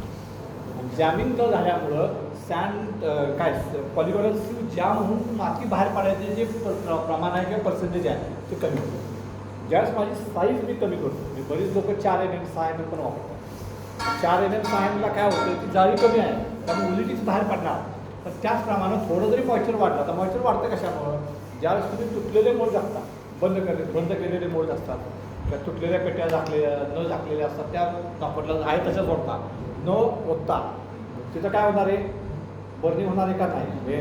Wien metal enter into the mould त्याचा काय इफेक्ट होणार आहे का नाही. त्यामुळं तिथलं मॉइश्चर उलटं काय होणार आहे, वाढणारच आहे, जास्त असणार आहे मॉइश्चर. ते ज्यावेळेस सँड माझ्या पॉलिगॉनल सीवला जाऊन चिटकत त्यावेळेस काय होणार, ज्यावेळेस माझी जाळी बारीक असेल तर ती सँड काय होणार, त्या जाळीतनं पास होणार नाही आणि ती जाळीला काय होणार, जाम करणार. आणि एकदा ते जाम झालं की मागणं येणारी सगळी सँड त्या पॉलिगॉनलच्या सीवच्या आहेत तर खाली जात जाते. अनुभव तुम्हाला असेल कदाचित, मी बऱ्याच अनुभव घेतलेला आहे की रात्री कधीतरी असं घडतं आणि सकाळी मिक्सर मला सांगत येतो, साहेब सँडच संपले ऑफरमध्ये. मग तुम्ही लक्ष कोणतरी जाऊन बघतो आलो पॉलिगॉनच्या खाली तिकडे लागला की. आणि आपण कधी कुठलाही माणूस इन्स्पेक्शन करायला त्या पॉलिगॉनल सीलच्या खाली गेलेलो असतो, मेंटेनन्सवाला आपण झोपलेला असतो, सुपरवायझर पण झोपलेला असतो. आणि त्यामुळे सकाळी लक्षात येतं ज्यावेळेस मधनं माती येत नाही मिक्सरला त्यावेळेस कळतं की ते, म्हणून ते 6 mm किंवा 4 mm लोक अवॉइड करतात. 8 ते 10 mm इज ऑप्टिमम आहे. 12 mm पर्यंत वापरायला हरकत नाही जर तुमच्याकडे ओलिटिक्स कमी असतील, गोळ्या कमी असतील. क्लिअर. क्ले बॉल फॉर्मेशन करा. Sand going out data. Clay balls किंवा ओलिटिक्स चेक करायची मेथड सांगतो तुम्हाला. तुमची AFS चेक करायची जी आपली जाळी असतात ती 1700 मेसची जाळी जी आहे, किती 1700 मेसची जाळी, त्याच्यावरती 1 किलो सँड घ्यायची, ती चाळायची आणि चाळल्यानंतर वर जे राहतं चांगली सँड खाली पडणारे वर जे राहतं ते गोळ्या ओलिटिक्स आहे ते साधारणपणे 3% आत असेल तर तुमची सँड बेस्ट आहे.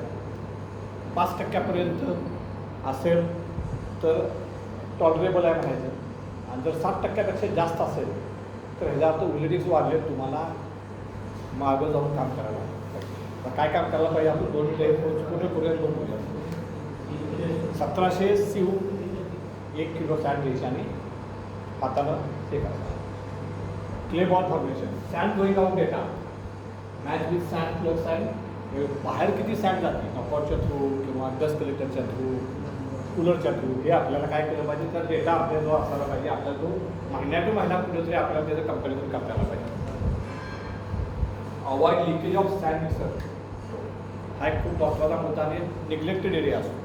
ज्यावेळेस तुमचं दार बंद होतं ते पूर्णपणे बऱ्याच वेळा हायड्रॉलिक प्रॉपर नसल्यामुळं, गॅप असल्यामुळं, त्याला बेंड आल्यामुळं ते 100% बंद होत नाही आणि कुठंतरी ते असं राहतं. आणि मग काय होतं, ज्यावेळेस तुमची ड्राय मिक्सिंग होतं आहे त्यावेळेसची सँड हळूहळू काय होतं, फिरता इथनं थोडी थोडी थोडी थोडी सँड बाहेर पडत राहते. बेल्टवरनं ती हॉपरला जाते आणि हॉपरमध्ये तुमच्या मोल्डिंगच्या ह्याच्यामध्ये आणि दुर्दैवानं मग बऱ्याच वेळा ती जर सँड तुमच्या पॅटर्नला लागली आली तर काय होणार, ती वॉश होणार नंतर ज्यावेळेस मेटलच्या प्रेशरनं. त्यामुळं avoid leakage of sand mixer हे पण लक्ष द्यायला पाहिजे. ज्या बारक्या बारक्या गोष्टी लक्ष द्यायला पाहिजे.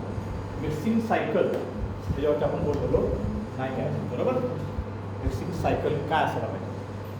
मिक्सिंग सायकलमध्ये आपण मगाशी बघितलं पहिल्यांदा बेंटोनाइट, कोलबॉन, सँड हे एकत्र येतं बॅच हॉपरमध्ये आणि मिक्सरमध्ये पडतं. आणि त्यानंतर जे काय पहिलं होतं त्याला आपण म्हणतो ड्राय मिक्स. ड्राय मिक्स कशासाठी करतो तर आपण होमोजिनियस मिक्सिंग ऑफ बेंटोनाइट आणि सँड, बेंटोनाइट, सँड आणि कोलबॉन याचं होमोजिनियस मिक्सिंग व्हावं आणि स्टार्ट ऑफ ॲक्टिवेशनची सुरुवात बेंटोनाइटची व्हावी, हा उद्देश आहे ड्राय मिक्सिंगचा. तर ड्राय मिक्सिंगचा अजून एक उद्देश काय आहे की जर माझ्या सँडमध्ये बारीक गोळ्या असतील किंवा लम्स तयार झाले असतील, ओलिटिक्स नव्हे पण लम्स, मॉइश्चरमुळे काय होणार आहे, गोळी तयार होणार आहे बारीक, ती हातून अशी दाबली की पटकनी, तर ती सुद्धा काय व्हायला पाहिजे, फुटायला पाहिजे. त्यासाठी जे वापरलं त्याला म्हणतो आपण ड्राय मिक्सिंग. आता ज्यावेळेस माझं ओलिटिक्स वाटतं, मागाशी जे आपला मुद्दा होता की 60% असेल तर मला मागं जाऊन काम करावं लागतं. मागं जाऊन काय काम केलं पाहिजे तर मला माझा ड्राय मिक्सिंग टाईम थोडा वाढवावा. जर माझं ओलिटिक जास्त झालं असेल 60%पेक्षा जास्त तर मला काय केलं पाहिजे, ड्राय मिक्सिंग टाईम वाढवला पाहिजे. जेणेकरून काय होईल, त्याच्या गोळ्या आहेत त्या काय होतील, फुटतील आणि माझे ओलिटिकचं प्रमाण काय होईल, कमी होईल. नॉर्मली ड्राय मिक्सिंग टाईम हा 15 ते 25 सेकंदापर्यंत ठेवला जातो. नॉर्मलमध्ये 15 सेकंद ठीक आहे.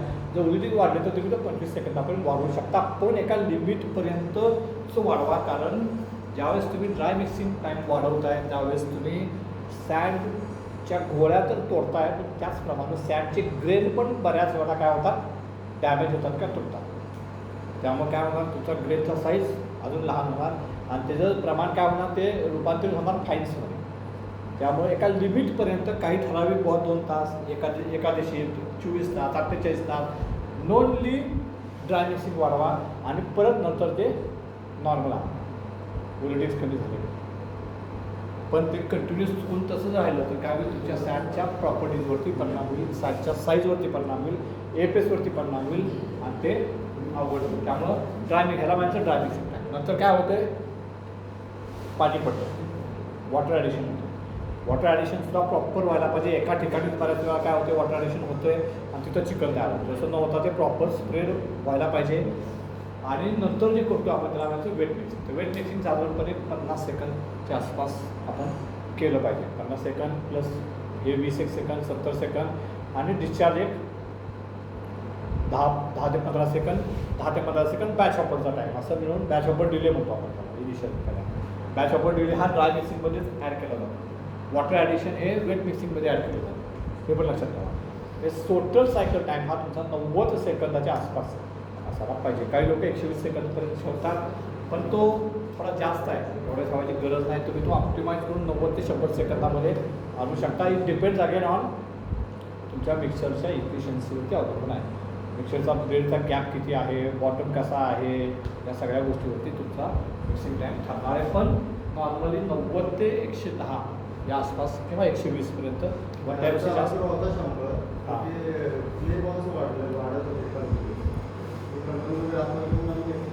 आता त्यात तुम्ही काय करू शकता, तुम्ही वाढवला म्हणजे टोटल टाईम वाढवला. मग बऱ्याच वेळा तुम्ही त्यामध्ये काय करू शकता की ड्राय मिक्सिंग टाईम वाढवायचा आणि तेवढा 10 सेकंद वेट मिक्सिंग टाईम कमी करायचा, असं पण करून बघू शकता. आता हे जे आहे का नाही, ड्राय मिक्सिंग टाईम आणि वेट मिक्सिंग टाईम हा तुम्ही तुमच्या एक्सपिरियन्सनं किंवा तुमच्या ट्रायल एररमधनं सेट करायला पाहिजे. ह्याला असं जगात स्टँडर्ड काही नाही आहे की मी माझ्या इथं 15 आणि 40 आणि 90 आहे म्हणून तुमच्याकडं पण सेम येईल असं नाही. आणि तुमच्या इथं पण तोच सायकल टाईम वर्षानुवर्ष सेम चालत असं पण नाही. तुमच्या त्या माणसाला उभा राहून एक 10 बॅचेस काढून बाबा मी 15-30 केला, माझी गाणी निघाली, मग त्यातले ओलिटिक चेक केलं, GCS चेक केलं, हातात एक साधारण फील सँडचा घेतला, मग काय म्हणतो त्याला किती फ्लेक्झिबल सँड आहे किंवा किती मऊ सँड आहे, आणि हे बघत तुम्ही ते सायकल टाईम 5 सेकंद अजून वाढवला, 5 सेकंद कमी केला, असं करून तो तुम्हाला ॲडजस्ट करायला पाहिजे. एक 8 दिवसानंतर परत तो एक्सपेरिमेंट जो आहे तो साधारणपणे दर आठवड्याला किंवा दर 15 दिवसांनी करत तुम्हाला ते ऑप्टिमायझेशन करायला पाहिजे. एकच रेशो वर्षानुवर्ष चालल असं नाही, कारण तुमच्या सँड प्रॉपर्टीज बदललेल्या असणार प्रत्येक वेळेस, त्यात कमी जास्त होत असणार आहे. तर त्याप्रमाणे तुम्हाला तो तुमच्या फाउंटेनमध्ये तुमच्या मिक्सरसाठी तुम्हाला ऑप्टिमाइज करावा. फिजिकल वेट ऑफ सँड आणि टू सँड आपण बोलतो एफबी व्हॅल्यू सँड बेंटोनाईटची 380 ते 400 असायला पाहिजे. मगाशी म्हटलं तसं ज्यावेळेस सोडियम बेंटोनाईट असतं त्याचं एफबी व्हॅल्यू तेवढी मिळत नाही, ती कदाचित कमीच असते, 350 असते, पण त्याचा WTH जास्त असतो. त्यामुळे काय होतं, GCH जास्त मिळतो आणि ॲक्टिव्हले कमी. तर एफबी व्हॅल्यू चेक करायला पाहिजे. आता याच्यासुद्धा असा गोंधळ आहे की हाय एफबी व्हॅल्यूचं मटेरियल अवेलेबल मार्केटमध्ये खूप कमी झालं आहे. पहिला 420 वगैरे मिळायचं ते 400 दिले. 420चं मटेरियल आजकाल अवेलेबलच होत नाही. 490, 390, 400, 385 एवढे प्रॉब्लेम होते. आणि म्हणून हे प्रॉब्लेम असल्यामुळे तुम्हाला मिक्सिंग सायकल किंवा या गोष्टीवरती फोकस जास्त करावा लागेल, कारण तुम्हाला ते जी इनएफिशियन्सी इथली आहे ती तिथं भरून करावं, तर तुमचं कन्झम्पशन कमी होईल. इनकमिंग सँडचा एकवीस आणि सँड डिस्ट्रिब्युशनवरती आपण बोललो. सँड लिकेजेस हा पण तेवढाच महत्त्वाचा आहे. जसं बघायचं आपण पॉलिमॉडल सिवचं बोलतो की माती बाहेर पडते, तसं बऱ्याच वेळा बेल्ट कुठेतरी जाम झालेला असतो आहे, अडकलेला असतो आहे, थांबलेला असतो आहे, आपल्याला माहीत होत नाही. तिथनं सँड सगळी काय होत जाते, खाली होत जाते हॉपरमध्ये, हॉपर रिकामं बकेट एलिव्हेटर कुठेतरी जाम होतो, तिथं खाली सँड होती. तर जिथं जिथं माझी सँड पडती आहे किंवा स्पिलेज होते आहे तिथं तुमचा कंट्रोल असला पाहिजे. तिथनं ती सँड जितक्या लवकर तुम्ही ती सिस्टीममध्ये परत आणाल तेवढं काय होणार आहे, तेवढं तुमची सिस्टीमचा व्हॉल्यूम हा जो मेंटेन होईल आणि तेवढं तुम्हाला सँड प्रॉपर्टीज मेंटेन करायला मदत होईल. जेवढा तुम्ही त्यात डिले करणार तेवढं तुमचं व्हॉल्यूम कमी होणार, तुमच्या सँड प्रॉपर्टीजवरती इफेक्ट. क्लिअर? पुढे जाऊया. सँड डिस्ट्रिब्युशन सँड प्लेअरचा मेंटेनन्सवरती आपण मगाशी बोललो आहे. मेंटेनन्स चांगला असायला पाहिजे. बायपास शक्यतो करू नका. त्यामध्ये तुम्हाला म्हटलं तसं त्याचं वॉटरचं टेम्परेचर महत्त्वाचं आहे, इनलेट आउटलेट टेम्परेचर महत्त्वाचं आहे, जामिंग होऊ नये म्हणून ते क्लीन करणं महत्त्वाचं आहे. शिवाय त्यामध्ये लाकूड जाणं, हे जाणं, आपण पुलीस वापरतो ते कुठे जातं आहे, ह्या बारक्या बारक्या गोष्टीवरती पण आपले कंट्रोल असायला. सँड डिस्ट्रिब्युशन या 3 स्कीममध्ये तुमचं मेजर सँड डिस्ट्रिब्युशन असला पाहिजे. जो पीक आहे तो या 3मध्ये असायला पाहिजे. 115, 212, 300 ह्याच्यामध्ये तुमचा पीक असायला पाहिजे. तो असेल तर तुमची सँड ही कम्पॅरेटिव्हली बेटर असेल, सरफेस फिनिश चांगला येईल तुमचा. Do not add or reduce bentonite or cold bond more than 0.5 kg.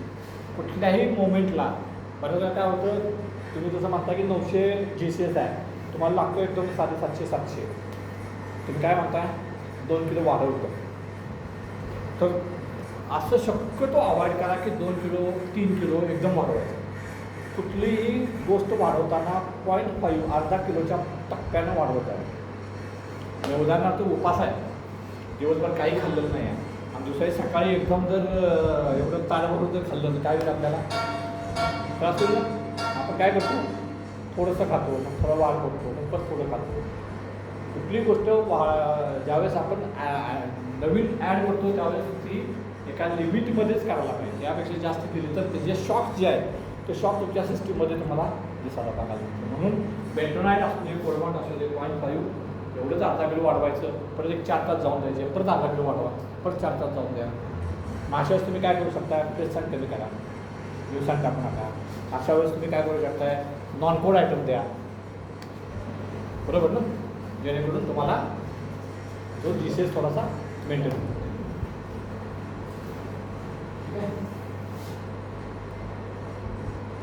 काय पिक्चर्स आहेत जसं मागच्या आपण म्हटलं सँडचं सक्शन जे आहे त्याचं सेटिंग आहे, त्याचं मार्किंग असायला पाहिजे.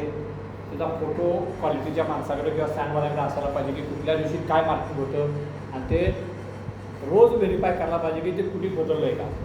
बऱ्याच वेळा लोक येऊन ऑटोमॅटिक कन्फ्युज काय ते बदलत असते ते आपल्याला कळत नाही. ते खूप प्रॉपरली मेंटेन करायला पाहिजे. ज्यावेळेस बदलणार त्यावेळेस तुमच्या सँडच्या रिपोर्टवरती मेन्शन करायला पाहिजे की माझं एवढं सिटिंग होतं ते मी इथं बदललं, जेणेकरून जर काय उद्या घडलं सँड प्रॉपर्टीजमध्ये काय फरक पडला, काय रिजेक्शन आलं, काय आलं तर आपल्याला ॲटलीस्ट माहीत पाहिजे की मी काय केलं होतं आणि त्याचा इफेक्ट काय झाला, जेणेकरून आपल्याला पुढचे ॲक्शन घ्यायला बऱ्या पडतात किंवा ते आपल्याला लर्निंग होतं.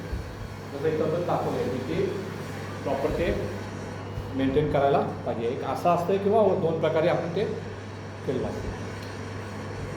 तर आता बेंटोनाइट आणि कोलपॉइंट हे जर तुम्ही बघत असाल किती आहे 2.5 किलो बेंटोनाइट आहे.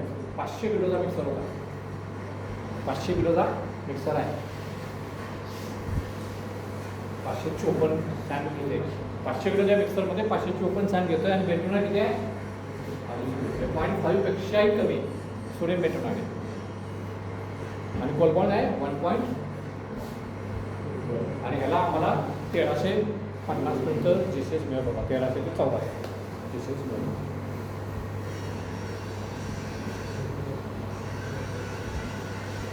Inlet temperature 106, outlet temperature. आता आउटलेट टेम्परेचर किती असायला पाहिजे ॲम्बियंट टेम्परेचरच्या ±5 किंवा 10 डिग्री जास्त नाही. मायनस तर शक्यतो जात नाही, प्लसच आहे. म्हणजे समजा 40 आहे उन्हाळ्यात तर ते तुमचं 50 डिग्री जाणारच आहे. का 10 डिग्री वाढणार आहे? कारण तुम्ही मिक्सिंग करताय ना, फिरवत आहे. त्यामध्ये सँड थोडीफार काय होणार आहे पीठ होणार. आणि म्हणून मी मगाशी जे तुम्हाला म्हणलं की वेट मिक्सिंग टाईम हा कमी असायला पाहिजे. खूप जास्त वेट मिक्सिंग टाईम वाढवला की तुम्ही सँड जास्त गरम करणार, सँडचं टेम्परेचर वाढणार. जास्त सँडचं टेम्परेचर वाढलं की जी मोल्डिंगला सँड येणार ती गरम येणार. गरम सँड आली आणि तो मोल्ड जर तुम्ही तासभर किंवा अर्धा तास ठेवला तर हळूहळू काय होणार त्या मोल्डमधनं मॉइश्चर बाहेर येणार. आणि ज्यावेळेस मेटल येणार त्यावेळेस ते मॉइश्चर आणि मेटलचं परत तिथं रिॲक्शन होणार. सँड फ्युजन, सरफेस फिनिश खराब येणं, ब्लो होल, स्कॅप ते डिफेक्ट चालतं. त्यामुळं वेट मिक्सिंग कमीत कमी ऑप्टिमाइज करायचा प्रयत्न करा. ड्राय मिक्सिंग 5-10 डिग्री तुम्ही 5-10 डिग्री सेकंड तुम्ही ॲडजस्ट करू शकता. पण वेट मिक्सिंग कमीत कमी ऑप्टिमाइज करून ठेवा. पिलॉ आता इथं मी गुड म्हणलं आहे पण आपण काय करायचं आहे वजन करायचं बरोबर. असा पिलॉ आपल्याला नको. पण आता बघायचं सगळंच की चांगला आणि वाईट त्याला. पण बऱ्याच वेळा काय होतं जसं उदाहरणार्थ ड्रम आहे किंवा फ्लायव्हील आहे किंवा कॅव्हिटीमधले हब आहे तर त्या कॅव्हिटीमधली माती निघत नसते. ते चांगलं वाईट मधलं पण अवघड असतं. म्हणून ते वजन केलेलं का नाही की तुम्हाला ते परफेक्ट समजतं की बाबा माझं या पर्टिक्युलर कास्टिंगला माझा 7% राहणार, या पर्टिक्युलर कास्टिंगला माझा 3% जाणार. तर हे तुम्हाला पण लक्षात येईल की बाबा हे कास्टिंग माझं आहे की ह्याला गाभ्यामधली माती आहे ती निघत नाही तर माझं 7% राहणार आहे. मग ती माती काढण्यासाठी आपण बऱ्याच वेळा ते उलटं करतो, बारीकचा हातोडा मारून ती माती काढायचा प्रयत्न करतो. काही वेळेस निघते काही वेळेस निघत नाही.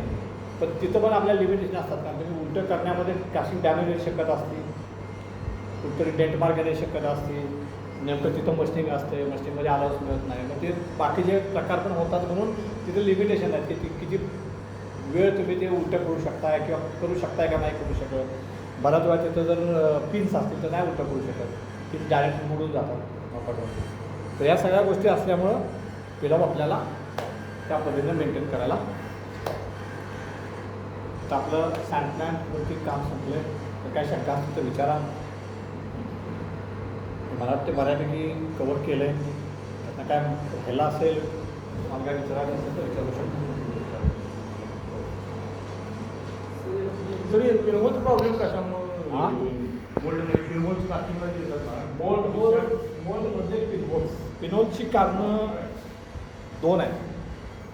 एक म्हणजे हायड्रोजन पिनहोल, एक म्हणजे नायट्रोजन. जे हायड्रोजन पिनहोल आहे ते मेनली तुमच्या मॉइश्चर आणि हा नायट्रोजन जे पिनहोल आहे ते मेटलर्जिकल प्लस कोलबॉन्ड. हायर साईडचा कोणता कोलबॉन्ड जर जास्तच असेल तर त्यामध्ये पण नायट्रोजन असतो आहे किंवा मेटलमधनं नायट्रोजन येतो. मेटलमध्ये म्हणजे कार्बनमधनं नायट्रोजन येतो किंवा स्क्रॅपमधनं नायट्रोजन येतो. हा मोल्ड मारले हां 10 मोल्ड मारल्यात त्यातले 6 कास्टिंग ओके आले आणि त्याचे 4 किलो आले म्हणजे काय प्रॉब्लेम मॉइश्चर असू शकते. कारण जर 6 मधले 4 आले तर मेटलर्जिकल असण्याची शक्यता कमी आहे. कारण मेटल 10 ते 10ला सेमच आहे. सँड वेगळी आहे, मोल्ड वेगळा आहे, मोल्डच्या प्रॉपर्टीज वेगळ्या असू शकतात. रिटर्न सँड वेगळी असू शकते. एका वेळेस मारले ना मोल्ड एका वेळेस 10 मोल्ड मारले तर एका वेळी पण एकाच वेळची सँड एकसारखी असेल सांगू शकत नाही ना आपण. तेच तुम्हाला म्हटलं युनिफॉर्मिटी ऑफ द सँड हा मोठा चॅलेंज आहे. युनिफॉर्मिटी ऑफ द सँड हा मोठा चॅलेंज आहे. त्यामुळं तिथं तुम्हाला म्हणून तुमची रिटर्न सँड तुम्ही व्हेरीफाय करणं किंवा ते कंट्रोल सगळे तुम्हाला प्रॉपर ठेवायला पाहिजे.